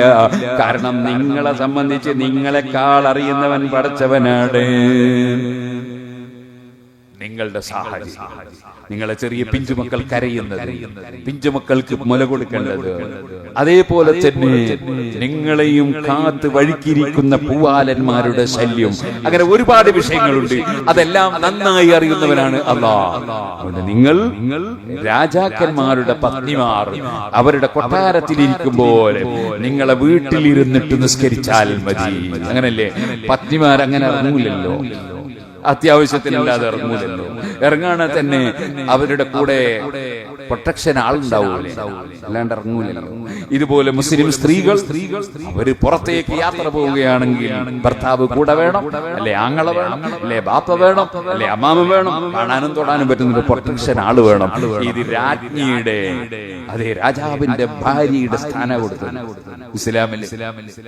വേഗം മനസ്സിലാണെങ്കിൽ ഞാൻ പറയാം, എനിക്ക് ട്രെയിനിന് പോകണം, അതുകൊണ്ട് നീട്ടുന്നില്ല. വേഗം മനസ്സിലാണെങ്കിൽ വിദേശത്ത് പോകുന്ന ഒരുപാട് ആളുണ്ട് ഇവിടെ. എന്നോട് ചോദിച്ചു, അവിടെ പലർക്കും ജോലി കുക്കിന്റെ ജോലി. ആരെ കുക്ക്? അറബിന്റെ വീട്ടിലെ കുക്ക്. അല്ലാഹു എല്ലാവർക്കും ബർക്കത്തിയിട്ട് അങ്ങനത്തെ ചില കുക്കാണ് നമുക്കൊക്കെ ചിലപ്പോൾ പള്ളി വാങ്ങിത്തരിക, നമുക്ക് മദ്രസ വാങ്ങിത്തരാം. കുക്ക് അല്ലാഹു തആല ഓരോരുത്തരും നിമിത്താക്കാണ്. അയാള് അങ്ങനെ കുക്കിന്റെ ജോലിയാണ്. അയാള് അറബീനെ പരിചയപ്പെടുത്തി അവകയിൽ ഒരു പള്ളി കിട്ടി. അങ്ങനെ പരിചയപ്പെട്ടിട്ട് നൂറുകണക്കിന് പള്ളികൾ ചിലപ്പോൾ കിട്ടിയത്. അയാൾ ഇന്നൊരു വലിയ സേവനാണ്. അല്ലാഹു തആല ഈ പള്ളിക്കും നിമിത്തമായവർക്ക് ഖൈറും ബർക്കത്തും നൽകട്ടെ. സുഹൃത്തുക്കളെ, ഞാൻ പറഞ്ഞു വന്നത് എന്താണ് ഈ കുക്കിന്റെ ജോലി എന്ന് പറഞ്ഞാൽ? അതെ, ഇസ്ലാമിലൊരു നിയമമുണ്ട്. എന്താ നിയമം? ഭർത്താവിന് ഭാര്യ ഭക്ഷണം ഉണ്ടാക്കി കൊടുക്കൽ ഇസ്ലാമിൽ നിർബന്ധമില്ല. എന്നോട് ആരും പ്രതിഷേധിക്കൊന്നും വേണ്ട, പറയാം. ഭർത്താവിന് ഭക്ഷണം ഉണ്ടാക്കി കൊടുക്കാൻ ഭാര്യ എന്നൊറ്റ കിതാബിലുമില്ല. നേരെ തിരിച്ച് ഭാര്യക്ക് ഭർത്താവ് ഭക്ഷണം കൊടുക്കണം. അത് അവളെ വീട്ടിൽ വെച്ച് അവള് തന്നെ ഉണ്ടാക്കി കഴിച്ച് പതിവുള്ള പെണ്ണാണെങ്കിൽ ഇവിടെയും അവളിനെ ഉണ്ടാക്കി കൊടുത്തോട്ടെ. സാധനമൊക്കെ എത്തിച്ചു കൊടുത്താൽ, വിറകടുക്ക് എത്തിച്ചു കൊടുക്കണം, എല്ലാം എത്തിച്ചു അവളെന്നെ ഉണ്ടാക്കി. അവളെ വീട്ടിൽ വെച്ച് അവളങ്ങനെ സ്വന്തം ഉണ്ടാക്കി കഴിക്കുന്ന പതിവില്ലാത്ത പെണ്ണാണെങ്കിലോ അവക്ക് ഭക്ഷണം ഒന്നുകിൽ ഒരു സർവന്റിനെ, ഒരു കുക്കിനെ വെച്ചു കൊടുക്കണം, എന്റെ ഭക്ഷണം ഉണ്ടാക്കി കൊടുക്കണം, അല്ലെ ഇവൻ തന്നെ ഉണ്ടാക്കി കൊടുക്കണം. അങ്ങനെയാണ് ഇസ്ലാമിന്റെ നിയമം. ഇസ്ലാം എന്ന് പറഞ്ഞാൽ പെണ്ണുങ്ങൾ അവഗണിച്ച മാത്രമൊന്നുമില്ല. അങ്ങനെ ഒറ്റ പെണ്ണുങ്ങളും തെറ്റിദ്ധരിക്കണ്ട. പെണ്ണുങ്ങൾക്ക് വലിയ സ്ഥാനം കൊടുത്ത മതമാണ് ഇസ്ലാം. സുബ്ഹാനല്ലാഹ്, സർവ്വ ചെലവും പുരുഷൻ കൊടുക്കണം. അപ്പൊ ആ സ്ത്രീകൾക്ക് അവരുടെ സുരക്ഷിതത്വത്തിന്റെ ഭാഗമായി അല്ലാഹു തആല മറ്റൊന്ന് അവരുടെ അഭിമാനം സൂക്ഷിക്കേണ്ട ഭാഗമായി അങ്ങനെ അഭിമാനം. ഉദാഹരണം പറയാം, പെണ്ണുങ്ങൾ പള്ളിയിൽ ഇങ്ങനെ വരിക, 5 നേരവും പള്ളിയിൽ വരിക. ഇവിടെ ഞാൻ സ്റ്റേജ് മുക്രി കയറിപ്പോ പള്ളിയിൽ ജമാഅത്ത് നടത്തുക. ഞാൻ മഗ്‌രിബോട് കൂടെ ഇശാ നിസ്കരിച്ചത് കൊണ്ട് ഞാൻ പിന്നെ ഇശാ രണ്ടാമത് നിസ്കരിച്ചിട്ടില്ല. ഞാൻ നിസ്കരിച്ചിട്ടുണ്ട് നേരത്തെ മഗ്‌രിബിന്റെ സമയത്ത്. യാത്രക്കാർക്ക് അല്ലാഹു തആല ഇത് ഇളവാണ്. അപ്പോ ആ സമയത്ത് നിസ്കരിക്കാൻ ഇവിടുന്ന് ഒരൊറ്റ പെണ്ണും പള്ളിയിൽ പോകുന്ന ഞാൻ കണ്ടില്ല. പെണ്ണുങ്ങളോട് പോകാൻ പറഞ്ഞിട്ടില്ല. എന്തുകൊണ്ട്? ഇസ്ലാമിൽ അങ്ങനെ പെണ്ണുങ്ങൾ പള്ളിയിൽ പോകണമെന്നൊരു നിയമമില്ല. ഇങ്ങനൊരു നിയമം ഉണ്ടെങ്കിൽ എന്ത് വേണ്ടി വരും? രാവിലെ 5 മണിക്ക് സുബഹി, അപ്പൊ ഒരു 4:45 ഒരു ടോർച്ച് മേടിച്ചിട്ട് ഒരു 18, 19, 20 വയസ്സുള്ള പെൺകുട്ടി ഇങ്ങനെ ടോർച്ച് മേടിച്ചിട്ട് ഇടവഴി കൂടി ഇങ്ങനെ നടന്നിട്ട് പള്ളിയിൽ എല്ലാ ദിവസവും വരികയാണെങ്കിൽ എത്ര അപകടമാണെന്ന് ഞാൻ പറയണോ? സമയത്ത് ഈ ചെറുപ്പക്കാരൻ ടോർച്ച് അടിച്ചു വന്നാൽ ഇവിടെ എന്ത് വരാനാ? അതുകൊണ്ട് അവൻ വരണം, പള്ളിയിൽ വരണം, അവള് വരണ്ട. ഇങ്ങനെയാണ് നിയമം. ഇനിയോ അഥവാ ഇനി സുരക്ഷിതത്വമൊക്കെ ഉണ്ട്, ഭർത്താവിന്റെ കൂടെ കാറിൽ പോവാണ്, എന്നാലും ഉണ്ട് പ്രശ്നം. കാരണം അവൾക്ക് പള്ളിയിൽ വെച്ച് പള്ളിയിൽ കയറാൻ തന്നെ പറ്റാത്ത, അതുപോലെ നിസ്കരിക്കാൻ പറ്റാത്ത സമയങ്ങളുണ്ട്. ആ സമയത്ത് അവൾക്ക് നിസ്കരിക്കാൻ വരാൻ കഴിയൂല. അപ്പൊ അവള് വരണ്ടെന്ന് വെച്ചാ പോരെ. അങ്ങനെ അവൻ വേറൊരു വിഷമമുണ്ട്. എന്താണ്, സാധാരണ അബൂബക്കറാജി വരും, ഭാര്യ ഉണ്ടാവും. ഒരു ദിവസം നോക്കും അബൂബക്കറാജിന്റെ കൂടെ ഭാര്യ ഉണ്ടാവും. അപ്പൊ ബാക്കിയുള്ള കുട്ടികളൊക്കെ ചോദിച്ചാൽ അബൂബക്കറാജി എന്താ ഇപ്പൊ ഭാര്യ കാണാത്ത? ഇപ്പൊ ലീവാണ്. അപ്പൊ നോക്കുമ്പോ എന്താ, ഈ സ്വന്തം ഭർത്താവ് മാത്രം അറിയുന്ന രഹസ്യം നാട്ടിലുള്ള എല്ലാവരും അറിഞ്ഞു. ഇങ്ങനെ അവരുടെ അഭിമാനത്തിനും അപകടമാണത്. അങ്ങനെ ഒരുപാട് വിഷയമുണ്ട്. അതുകൊണ്ടാണ് പള്ളിയിൽ പോകുന്ന പരിപാടിയെ സ്ത്രീകൾ അല്ലാഹു കൽപ്പിച്ചില്ല. പുരുഷന്മാരോട് പറഞ്ഞു പള്ളിയിൽ പോയിട്ട് ജമാഅത്തായിട്ട് നിസ്കരിക്കണം. അതിന് ഒരുവിധം കഴിയുമെങ്കിൽ ജമാഅത്തായിട്ട് നിസ്കരിക്കണം. നേരത്തെ ഇവിടെ അബ്ദുറഹ്മാൻ മുസ്ലിയാരൊക്കെ പറഞ്ഞുകൊണ്ട് ഞാൻ പറഞ്ഞു. അപ്പൊ ജമാഅത്തായി നിസ്കരിക്കണം. അതുപോലെ പള്ളിയിൽ ഇത്തികാഫിരിക്കണം. വലിയ പുണ്യമുള്ള സംഗതിയാണ്. പള്ളിയിൽ കയറുമ്പോൾ വലത്തേക്കാൽ എടുത്തു വെച്ച് കയറണം. ബിസ്മില്ലാഹിർ റഹ്മാനിർ റഹീം എന്ന് ചൊല്ലണം. അതിന്റെ കൂടെ നബി സല്ലല്ലാഹു അലൈഹി വസല്ലം പേരിൽ സ്വലാത്തും സലാമും ചൊല്ലണം. എന്നിട്ടാണ് പള്ളിയിൽ കയറേണ്ടത്. വലത്തേക്കാൽ എടുത്തു വെച്ച് ഇറങ്ങുന്ന സമയത്ത് ഇടത്തേക്കാൽ എടുത്തു വെച്ച് ഇറങ്ങണം. പള്ളിയിൽ കയറിയാൽ പള്ളിയിൽ അള്ളാഹുവിന്റെ പൊരുത്തത്തിന് വേണ്ടി പള്ളിയിൽ കൂടാൻ കരുതി. പള്ളിയിൽ താമസിക്കാൻ കരുതി നമ്മൾ പറയും. താമസിക്കാറുമ്പോഴേക്ക് അവിടെ തലക്കാണിയും ബായൊക്കെ എടുത്ത് ഉറങ്ങണമെന്നൊന്നും വിചാരിക്കണ്ട. അവിടെ ഉണ്ടാകാൻ പള്ളിയിൽ ഉണ്ടാകലിന് കരുതാൻ ഇത്തിക്കാഫ് എന്ന് പറയാം. സാധാരണ പറയാം ഇത്തിക്കാഫ് ഇരിക്കുക എന്നാ പറയാം. ഇരുന്നോളണമെന്നില്ല, നിന്നാലും ആവും. പക്ഷെ പട്ടിണി കിടക്കുക എന്ന് പറയുമ്പോൾ ആരും പട്ടിണി നിൽക്കുക എന്ന് പറയുന്നില്ല. അതുപോലെ പറയാണ് പട്ടിണി നിൽക്കുക എന്ന് ആരും പറയില്ല. അതുപോലെ ഇത്തിക്കാഫ് ഇരിക്കുക എന്ന് പറയും. പിന്നെ പള്ളിയിൽ നിൽക്കുക, പള്ളിയിൽ ഉണ്ടാകുക എന്നാണ്. അങ്ങനെ നിയ്യത്തോടുകൂടെ പള്ളിയിൽ ഉണ്ടാകുമ്പോൾ ഓരോ സെക്കൻഡിലും പ്രതിഫലമാണ്. പള്ളിയിൽ കയറിയാൽ ഒരു 2 റക്അത്തെങ്കിലും നിസ്കരിക്കണം. നമ്മളിപ്പോൾ നിസ്കരിക്കാൻ പോകുന്ന നിസ്കാരം ഇശാഇന്റെ മുമ്പുള്ള സുന്നത്താണെങ്കിൽ അത് മതി.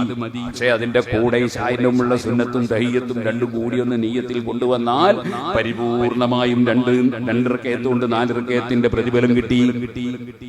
ഇതേപോലെ ഇശാ ആണ് നിസ്കരിക്കുന്നതെങ്കിൽ ഇശാഇന്റെ കൂടെ തഹിയ്യത്തും കൂടി കരുതിയാൽ രണ്ടിന്റെയും പ്രതിഫലം കിട്ടും. ജുമയായാലും അങ്ങനെ തന്നെ ഇരിക്കട്ടെ. സുഹൃത്തുക്കളെ, പള്ളിയിൽ കയറിയ 2 റക്അത്തെങ്കിലും നിസ്കരിച്ചിട്ടേ ഇറങ്ങാവൂ. അത് ഇരിക്കുന്നതിന് മുമ്പ് ചെയ്താലേ തഹിയ്യത്താവുള്ളൂ. അതേപോലെ ഒതുവെടുത്താൽ 2 റക്അത്തെങ്കിലും നിസ്കരിക്കണം. അത് ശരീരത്തിലുള്ള നനവ് ഉണങ്ങുന്നതിന് മുമ്പാകണം. എന്നാലേ ഒതുവിന്റെ സുന്നത്താകൂ. ഏതായാലും ശരി, പള്ളി ആരാധനക്കുള്ളതാണ്. പള്ളിയിൽ നിസ്കാരം നടക്കണം, ദിക്റ് നടക്കണം, ഖുർആനോത്ത് നടക്കണം, അല്ലാഹുവിന്റെ റസൂലിന്റെ മദ്ഹ് പാടണം, മൗലിദ് ഓതണം, ദിക്റ് ചൊല്ലണം, റാത്തീബ് കഴിയണം. അതുപോലെ തുടങ്ങിയ സൽക്കർമ്മങ്ങൾ പലതും പള്ളിയിൽ നടക്കണം. നമ്മളെ വീട്ടിലും ഖുർആനോത്ത് നടക്കണം, ദിക്റ് നടക്കണം. വീട്ടിലായാലും പള്ളിയിലായാലും ഒരാളും നിസ്കാരം ഖളാ ആക്കരുത്. കൃത്യമായി നിസ്കരിക്കണം. ഇതിന്റെ പുറമെ കുടുംബ ബന്ധം ചേർക്കണം. ബാപ്പ ഉമ്മയെ പരിഗണിക്കണം. കുട്ടികളോട് കാരുണ്യം കാണിക്കണം. അതേപോലെ പ്രായമുള്ളവരെ അവഗണിക്കരുത്. അവരോട് ആദരവ് പ്രകടിപ്പിക്കണം. അതേ അയൽവാസികൾക്ക് പരമാവധി നന്മകൾ ചെയ്തു കൊടുക്കണം. അതുപോലെ വിഷമിക്കുന്നവരെ സഹായിക്കണം. രോഗമായാൽ പോയി സന്ദർശിക്കണം. മരിച്ചാൽ അവിടെ എത്തി ആവശ്യമുള്ള മുഴുവൻ സംസ്കരണ പ്രവർത്തന രംഗത്തും നമ്മാൽ കഴിയുന്നത് ചെയ്തു കൊടുക്കണം. പക്ഷേ ശല്യം ചെയ്യരുതേ. മരിച്ചിട്ട് എന്ത് ശല്യാവസ്ഥാതെ? ശല്യമുണ്ട്. മയ്യത്ത് കുളിപ്പിക്കുന്നിടത്ത് ചെന്ന് നോക്കാൻ പാടില്ല. ചിലരുണ്ട് ഒന്ന് എത്തി നോക്കിയിട്ട് പോകും. മയ്യത്ത് കുളിപ്പിക്കുമ്പോ ചെന്ന് നോക്കാൻ പാടില്ല. ആ കുളിപ്പിക്കുന്ന ആള് മാത്രം. അത്യാവശ്യത്തിന് അവർക്ക് സാധനമൊക്കെ കൊണ്ടുകൊടുക്കണം. ശരീരത്തിലേക്ക് നോക്കരുത്. മയ്യത്തിന്റെ ശരീരത്തിലേക്ക് നോക്കരുത്. മയ്യത്ത് കാണുക എന്ന ഒരു കർമ്മമുണ്ടല്ലോ, അങ്ങനെ ഒരു പ്രത്യേക സുന്നത്തില്ല. ആരെങ്കിലും കണ്ടാ കുഴപ്പമൊന്നുമില്ല. പക്ഷേ കാണിക്കുന്നത് ആരെയാകണം? കാണാനും തൊടാനും പറ്റുന്നവരെയാകണം. ഒരാള് മരിക്കുമ്പോഴേക്ക് എല്ലാ പെണ്ണുങ്ങളും വന്നിട്ട് ആണിന്റെ മുഖം നോക്കരുത്. ഒരു പെണ്ണ് മരിച്ചാൽ കാണുന്ന ആണുങ്ങൾക്കൊക്കെ കാണിക്കരുത്. കാണാനും തൊടാനും പറ്റുന്നവരല്ല അവരല്ലാതെ അന്യപുരുഷന്മാരെ മയ്യിത്തോ അല്ല മയ്യിത്തല്ലാത്ത സമയത്തോ തന്നെ നോക്കരുത്. മയ്യിത്തായാൽ ഉത്തരവാദിത്വം നമ്മൾക്കാണ്. അതുകൊണ്ട് അതാ കാണാൻ പറ്റുന്നവരെ അല്ലാതെ കാണിക്കരുത്. നിന്റെ അനുജന്റെ ഭാര്യക്ക് നിന്റെ മയ്യിത്ത് കാണാൻ അനുവാദമില്ല. നിന്റെ ചേട്ടന്റെ ഭാര്യക്ക് അനുവാദമില്ല. നിന്റെ ഭാര്യന്റെ അനുജത്തിക്ക് അനുവാദമില്ല. തൊട്ടാല് പൊതുമുറിയുന്ന ആരും തന്നെ കാണാനും തൊടാനും പാടില്ല ഭാര്യയല്ലാതെ. ഭാര്യ തൊട്ടാ പൊതുമുറിയും, പക്ഷെ അവൾക്ക് കാണുന്നതിനും കുഴപ്പമില്ല, തൊടുന്നതിനും കുഴപ്പമില്ല. അല്ലാത്ത സ്ത്രീകൾ ആരും അന്യപുരുഷനെ പോയിട്ട് മയ്യത്തില്ലേന്ന് വിചാരിച്ച് എത്തി നോക്കരുത്. മയ്യത്ത് കാണൽ സാധാരണ നിലക്ക് തന്നെ പ്രത്യേകം സുന്നത്തില്ല. പിന്നെ ഒരു ബറക്കത്തുള്ള മഹാനാണെങ്കിൽ അദ്ദേഹത്തെ പോയെന്ന് കാണുകയോ ഇനി അല്ലെങ്കിൽ അതാ ചുംബിക്കുകയോ ചെയ്താൽ അതിന് കുഴപ്പമില്ല. നബി സല്ലല്ലാഹു അലൈഹി വസല്ലമ തങ്ങൾ ഉസ്മാൻ ഇബ്നു മദ്ഊൻ റളിയല്ലാഹു അൻഹുവിന്റെ മുഖം ചുംബിച്ചതായി ഹദീസിലുണ്ട്. സിദ്ദീഖ് റളിയല്ലാഹു അൻഹു നബി തങ്ങളുടെ മുഖം ചുംബിച്ചതായി ഹദീസിലുണ്ട്. അങ്ങനെ ആയാൽ അതിന് കുഴപ്പമില്ല. പക്ഷേ അതും ഭാര്യമായ ഒരു തങ്ങൾ മരിച്ചാൽ സുബ്ഹാനല്ലാഹ് ലക്ഷക്കണക്കിന് ആൾ വന്നു കിട്ടി ഇയാളെ മുഖത്ത് ഇങ്ങനെ എല്ലാവരും കൂടി മുഖം കുത്തിയാൽ മയ്യത്ത് ബാക്കിയുണ്ടാവും. അതുകൊണ്ട് അതും ശ്രദ്ധിക്കണം, അപകടം വരാൻ പാടില്ല. ഇരിക്കട്ടെ സുഹൃത്തുക്കളെ, അങ്ങനെ മരിച്ചാൽ അവിടെ ആവശ്യമുള്ള കാര്യങ്ങൾ നമ്മൾ മുൻപന്തിയിലുണ്ടാകണം. ഇതുപോലെ സർവ്വ സൽക്കർമ്മങ്ങളിലും നമ്മൾ ഉണ്ടാകണം. നമുക്ക് തന്ന റബ്ബ് തന്ന സ്വത്ത് നമുക്ക് മാത്രമുള്ളതല്ല, അത് പാവപ്പെട്ടവർക്ക് വിഹിതം കൊടുക്കണം. അതുപോലെ നമ്മുടെ മക്കളെ നല്ല നിലയ്ക്ക് ആത്മീയവും ഭൗതികവുമായ വിദ്യാഭ്യാസം നൽകണം. മദ്രസകൾ വളരെ സജീവമാകണം. അവിടെ കുട്ടികളെ കൃത്യമായി നേരത്തെ തന്നെ എന്റെ ഉമ്മമാരെത്തിച്ചു കൊടുക്കണം. അതേ 6:30 മണിക്ക് തുടങ്ങുന്ന മദ്രസയിൽ 6:45 കുട്ടി എത്തിയ കുട്ടിക്ക് ഇൽമ കിട്ടില്ല. 6:25 എത്തണം. 6:30 തുടങ്ങുന്ന മദ്രസയാണെങ്കിൽ ഉസ്താദ് 6:20 എത്തണം. എന്നാലേ ഈ കുട്ടി വികൃതി കളിക്കാതിരിക്കുള്ളൂ. ഉസ്താദ് നേരത്തെ തന്നെ എത്തണം. ഉസ്താദുമാർക്ക് നല്ല ശമ്പളം നാട്ടുകാർ കൊടുക്കണം, അല്ലെങ്കിൽ അവർ യാചകന്മാരാകും. അതിന് ഇടം നൽകരുത്. നമ്മുടെ സമുദായത്തിന് ഇസ്സത്ത് വേണം. അതുകൊണ്ട് ഉസ്താദുമാർക്ക് നല്ല ശമ്പളം കമ്മിറ്റിക്കാർ കൊടുക്കണം. ഞങ്ങൾ ഇടുന്ന ഉസ്താദെ കൊടുക്കുക, അതിന് നാട്ടുകാർ നല്ല വരിസംഖ്യ കൊടുക്കണം. അങ്ങനെ ശമ്പളം കൂട്ടണം, വരിസംഖ്യയും കൂട്ടണം. ഇവിടെ നല്ലത് കൊടുക്കുന്നുണ്ടെങ്കിൽ നിങ്ങളൊന്നും ചെയ്യേണ്ട. ഞാനിങ്ങനെ പണ്ട് കുഞ്ചൻ തമ്പ്യാര് പറഞ്ഞ പോലെ തുള്ളൽ കളിയിൽ പലതും പറയും, ഉള്ളിലെ ലോകം വേണ്ടേ വേണ്ട എന്ന് പറഞ്ഞ മാതിരി അങ്ങ് പറയാണ്. അപ്പോ ഇവിടെയൊക്കെ എത്ര എനിക്കറിയില്ല. ഞങ്ങളുടെ നാട്ടിലൊക്കെ മാഷന്മാർക്ക് 50,000 60,000 ഒക്കെ ശമ്പളം ഉണ്ട്. അതുപോലെ ഉസ്താദുമാർക്ക് കിട്ടുന്നുണ്ടോന്ന് എനിക്കറിയില്ല. കിട്ടുന്നുണ്ടെങ്കിൽ കൂട്ടണമെന്നില്ല. ഇരിക്കട്ടെ സുഹൃത്തുക്കളെ, അവർക്കും ജീവിക്കണമെന്ന ബോധം സമുദായത്തിനുണ്ടാകണം. അതേപോലെ തന്നെ ഉസ്താദുമാര് ശമ്പളത്തിന് പണിയെടുക്കരുത്. എന്തിനു പണിയെടുക്കണം? സേവന. ഒരു ബിസ്മില്ലാഹിർ റഹ്മാനിർ റഹീം എന്നതിന്റെ ബാ പഠിപ്പിച്ചതിന് ശമ്പളം കൊടുക്കാൻ ലോകത്തൊരു രാജാവിനും കഴിയില്ല. അവരൊറ്റ ബായിന് ശമ്പളം കൊടുക്കാൻ ലോകത്തൊരു രാജാവിനും കഴിയില്ല. അതുകൊണ്ട് തന്നെ നമ്മൾ ചെയ്യുന്നത് റബ്ബിന്റെ പൊരുത്തത്തിന് വേണ്ടിയാകണം, ഖുർആന് ഖിദ്മത്തെടുക്കാൻ വേണ്ടിയാകണം, ദീനിന്റെ പ്രചരണത്തിന് വേണ്ടിയാകണം, റബ്ബിന്റെ പൊരുത്തത്തിനാകണം. അങ്ങനെ നല്ല സേവനങ്ങൾ നടക്കണം. എല്ലാ സ്ഥലങ്ങളിലും സുന്നത്ത് ജമാഅത്തിന്റെ പ്രവർത്തനം സജീവമായി മുന്നേറണം. SSFന്റെ പ്രവർത്തനം നടക്കണം, SOESന്റെ പ്രവർത്തനം നടക്കണം, മുസ്ലിം ജമാഅത്തിന്റെ പ്രവർത്തനം നടക്കണം. അതുപോലെ അതാ നമ്മുടെ ദീനീ പ്രവർത്തനങ്ങളിലൊക്കെ സജീവമായി ഉണ്ടാകണം. ഒരിക്കലും ഒരു ആലിമിനെയും ഗ്രൂപ്പ് തിരിച്ച് കുറ്റം പറയരുത്. നമ്മളെ സംഘടനയിൽപ്പെട്ട ആരും ഇല്ലെങ്കിലും ഒരു ആലിമിനെയും അതാ സുന്നത്ത് ജമാഅത്തിൽപ്പെട്ട ഒരു ആലിമിനെയും നിസ്സാരപ്പെടുത്തരുത്. നമ്മളെ പാർട്ടിയിൽപ്പെട്ടവരും ഇല്ലെങ്കിലും ഒരു സയ്യിദിനെയും ഒരു തങ്ങളെയും നിസ്സാരപ്പെടുത്തരുത്.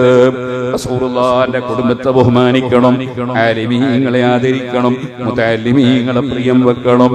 നമ്മളതാ എപ്പോഴും എന്റെ രഹസ്യവും പരസ്യവും അല്ലാഹു അറിയുന്നു എന്ന ബോധത്തോടെ ഇന്നല്ലാഹ കാന അലൈക്കും റഖീബാ, അല്ലാഹു നിങ്ങളെ വീക്ഷിക്കുന്നവനാണ്, നിങ്ങളെ രഹസ്യമറിയുന്നവനാണ്, പരസ്യമറിയുന്നവനാണ്. ആ റബ്ബിന്റെ അടുക്കൽ എന്റെ ജീവിതത്തെ കുറിച്ച് ചോദ്യമുണ്ട് എന്ന ബോധത്തോടെ ജീവിച്ച് മരിക്കണം. അതിന് ഈ പാവപ്പെട്ട എനിക്ക് ഭാഗ്യം ലഭിക്കാൻ നിങ്ങളെല്ലാവരും പ്രാർത്ഥിക്കണമെന്ന് വസിയ്യത്ത് ചെയ്ത് ഞാൻ എന്റെ വാക്കുകൾ നിർത്തട്ടെ. ഇന്നലെ രാവിലെ യുഎഇയിൽ നിന്ന് വന്നതാണ്. നിങ്ങളെ ഈ പരിപാടിക്ക് വേണ്ടി തന്നെ വന്നതാണ്. ഇപ്പൊ ഞാൻ നേരെ യുഎഇയിലേക്ക് കണ്ണൂർ എയർപോർട്ടിൽ നിന്ന് കയറി പോകാനുമാണ് ഉദ്ദേശിച്ചത്. കാരണം വാക്ക് പാലിക്കണം എന്നതാണ്. അത് വളരെ കണിശമാണ്. അല്ലെ പിന്നെ ഒരു നിലക്കും കഴിയാതെ ആയിപ്പോ പിന്നെ നിവൃത്തിയില്ല. അങ്ങനെ ചിലപ്പോ സംഭവിച്ചു എന്ന് വരും. ഒരു നിലക്കും കഴിയാതെ വന്നാൽ എന്താ ചെയ്യാ? അത് അങ്ങനെ കഴിയാതെ വന്നിട്ടില്ല. അതുകൊണ്ട് നിങ്ങളെ ഈ പരിപാടി പരിഗണിച്ച് തന്നെ വന്നതാണ്. അതുകൊണ്ട് ഞാൻ നിർത്തുന്നു. ബഹുമാനപ്പെട്ട ഒരു ചെറിയ ചരിത്രവും കൂടി പറഞ്ഞു നിർത്തുന്നു. നേരത്തെ ഇവിടെ സാംസ്കാരിക സമ്മേളനമൊക്കെ നടന്നു. അപ്പൊ അതിൽ പങ്കെടുത്തവർക്കൊക്കെ നമ്മളെ പ്രസംഗിപ്പിക്കാൻ ഇപ്പൊ സാധിക്കില്ല. എന്നാലും ഉള്ളവരെങ്കിലും കേട്ടോട്ടെ. അതിനുവേണ്ടി അബ്ദുല്ലാഹി ഇബ്നുൽ മുബാറക് റളിയല്ലാഹു അൻഹു സഹീഹുൽ ബുഖാരിയിൽ മഹാനവറുകളെ ഇമാം ബുഖാരിയുടെ ഗുരുനാഥന്മാരെ പരമ്പരയിൽ കാണാം. ഇമാം ശാഫിഈ റളിയല്ലാഹു അൻഹുവിനെ പോലുള്ള പലരും വളരെ ആദരിച്ച വലിയ മഹാപണ്ഡിതനാണ് അബ്ദുല്ലാഹി ഇബ്നുൽ മുബാറക്. ബഹുമാനപ്പെട്ടവർ ഇങ്ങനെ പോകുമ്പോ ഒരു സ്ഥലത്ത് രണ്ട് കണ്ണിൽ വായിച്ചില്ലാത്ത ഒരാൾ ആൾക്കാരോട് ഇങ്ങനെ എന്തോ യാചിക്കുകയോ മറ്റോ ചെയ്തുകൊണ്ട് നിൽക്കുകയാണ്. അപ്പൊ ഒരാൾ വിളിച്ചു പറഞ്ഞു, അതാ പോന്ന് അബ്ദുല്ലാഹി ഇബ്നുൽ മുബാറക്, എന്റെ സങ്കടം മൂപ്പരോട് പറഞ്ഞാൽ മതി. അപ്പൊ ഒരൊറ്റ വിളിയാള്, ഇബ്നുൽ മുബാറക്, എനിക്ക് കണ്ണിന് കാഴ്ചയില്ല, എനിക്ക് അല്ലാഹു തആല കണ്ണിന് കാഴ്ച തരണം, നിങ്ങൾ ദുആ ചെയ്യണം.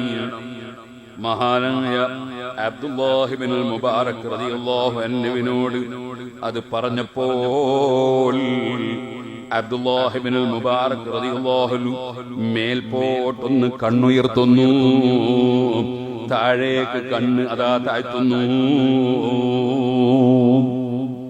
അദ്ദേഹത്തിന്റെ കണ്ണിന് കാഴ്ച കിട്ടിപ്പോയി. അത്ര വലിയ ഇജാബത്തുള്ള, വലിയ കറാമത്തുള്ള വലിയ മഹാനാണ് മഹാനായ ഇമാം അബ്ദുല്ലാഹി ഇബ്നുൽ മുബാറക് റളിയല്ലാഹു അൻഹു. ആ അബ്ദുല്ലാഹി ഇബ്നുൽ മുബാറക് റളിയല്ലാഹു അൻഹു ഒരു യുദ്ധത്തിൽ പങ്കെടുത്തു. യുദ്ധം നടക്കുകയാണ്.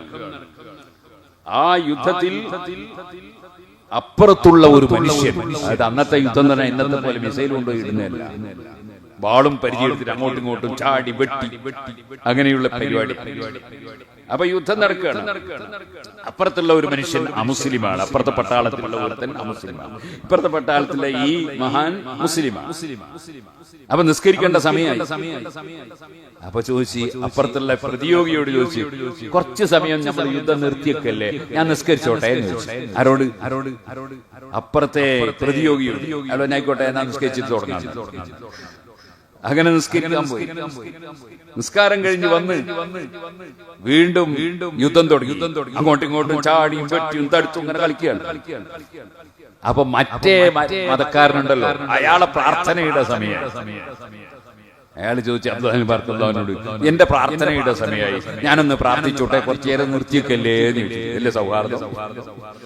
യുദ്ധം നടക്കുമ്പോഴും അതെ ആയിക്കോട്ടെ, എന്നാ പിന്നെ നിങ്ങൾ നിസ്കരിച്ചു, നിങ്ങൾ പ്രാർത്ഥന നടത്തിക്കോളി.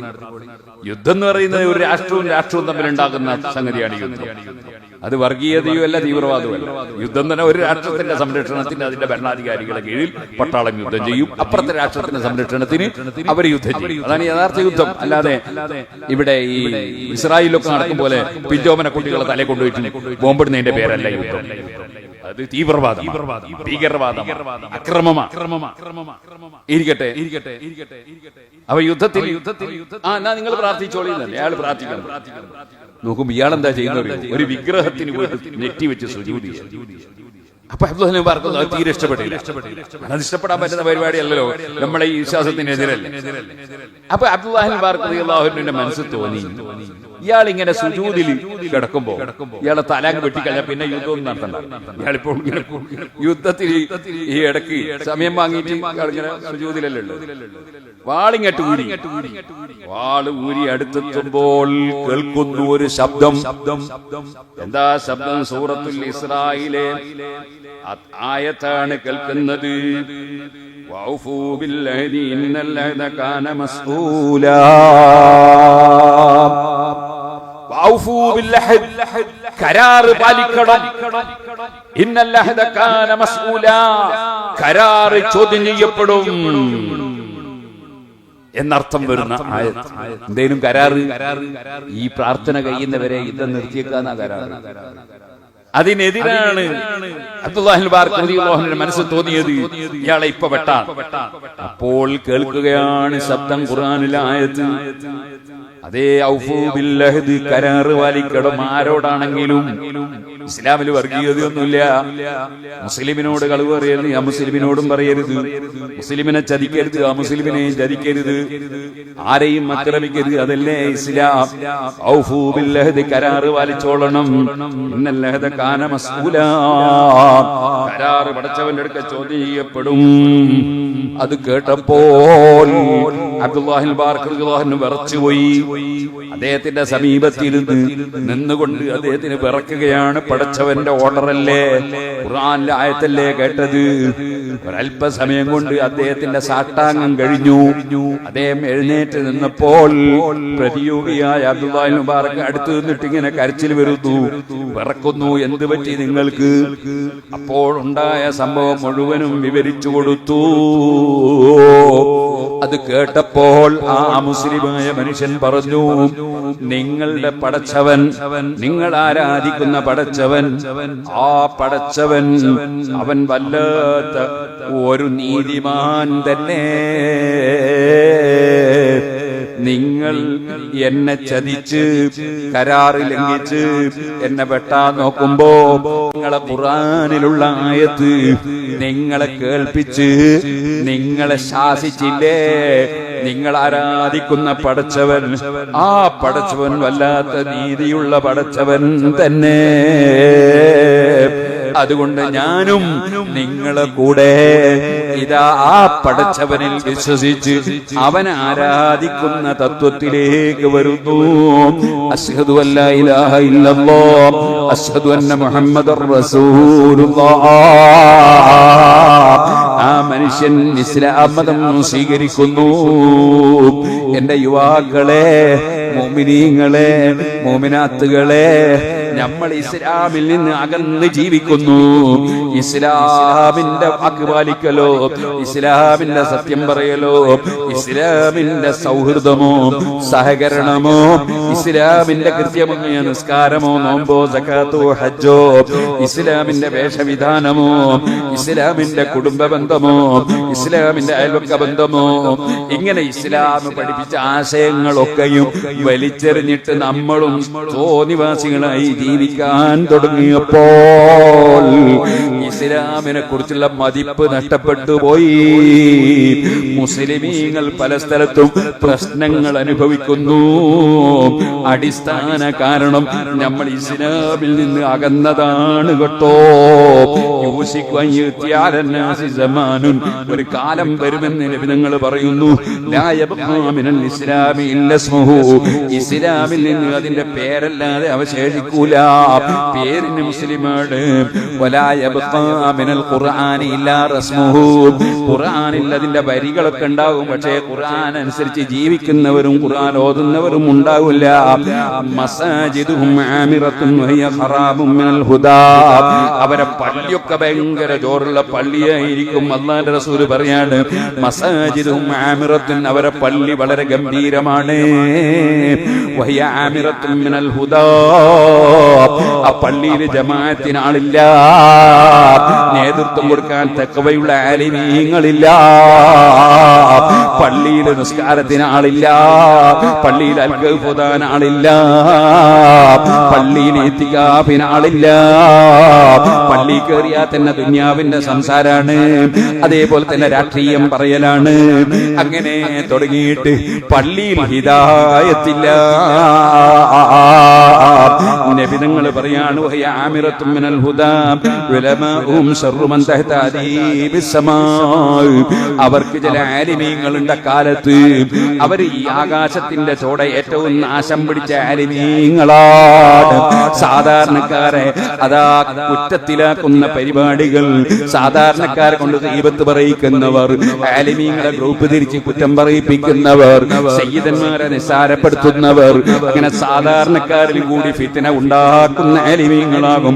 ഉലമാഉം ശർറു മൻ തഹ്താദി ബിസ്സമാ മിൻ ഇൻദിഹിം തഖ്റുജുൽ ഫിത്നതു വഫീഹിം തഊദ്. അവരിൽ നിന്ന് തന്നെയാണ് ഫിത്ന തുടങ്ങുക. അത്തരം ആലിമീങ്ങളിൽ നിന്ന് ഫിത്ന തുടങ്ങുന്നു, ആ ഫിത്ന അവരിലേക്ക് തന്നെ തിരിച്ചടിക്കുന്നു, തിരിച്ചു പോകുന്നു. ഇങ്ങനെ ഒരു കാലം വരുമെന്ന് നബി സല്ലല്ലാഹു അലൈഹി വസല്ലം മുന്നറിയിപ്പ് നൽകിയിട്ടുണ്ട്. അവിടെ നമ്മളെ പള്ളികളെ ഇബാദത്ത് കൊണ്ട് ധന്യമാക്കണമെന്നും നമ്മളെപ്പോഴും തഖ്വയോടുകൂടെ ജീവിക്കണമെന്നും എന്നോടും നിങ്ങളോടും വസിയ്യത്ത് ചെയ്ത് ഞാൻ എന്റെ വാക്കുകൾ നിർത്തട്ടെ. അർഹമർ റഹീമീനായ റബ്ബേ, ഞങ്ങളുടെ ഖൽബ് നീ നന്നാക്കണം അല്ലാഹ്. കിബ്ർ, ഉജ്ബ്, റിയാ, ഹസദ്, അമൽ, ഹിർസ്, ബിദഅത്ത്, ശഹവത്ത്, ഖലബ് തുടങ്ങിയ എല്ലാ രോഗങ്ങളിൽ നിന്നും ഞങ്ങളെ ഖൽബ് ശുദ്ധിയാക്കണം അല്ലാഹ്. നീ ഞങ്ങളെ വീക്ഷിക്കുന്നു എന്ന ബോധത്തോടെ രഹസ്യവും പരസ്യവും നിന്റെ പൊരുത്തത്തിലേക്ക് ജീവിക്കാൻ നീ തൗഫീഖ് തരണം അല്ലാഹ്.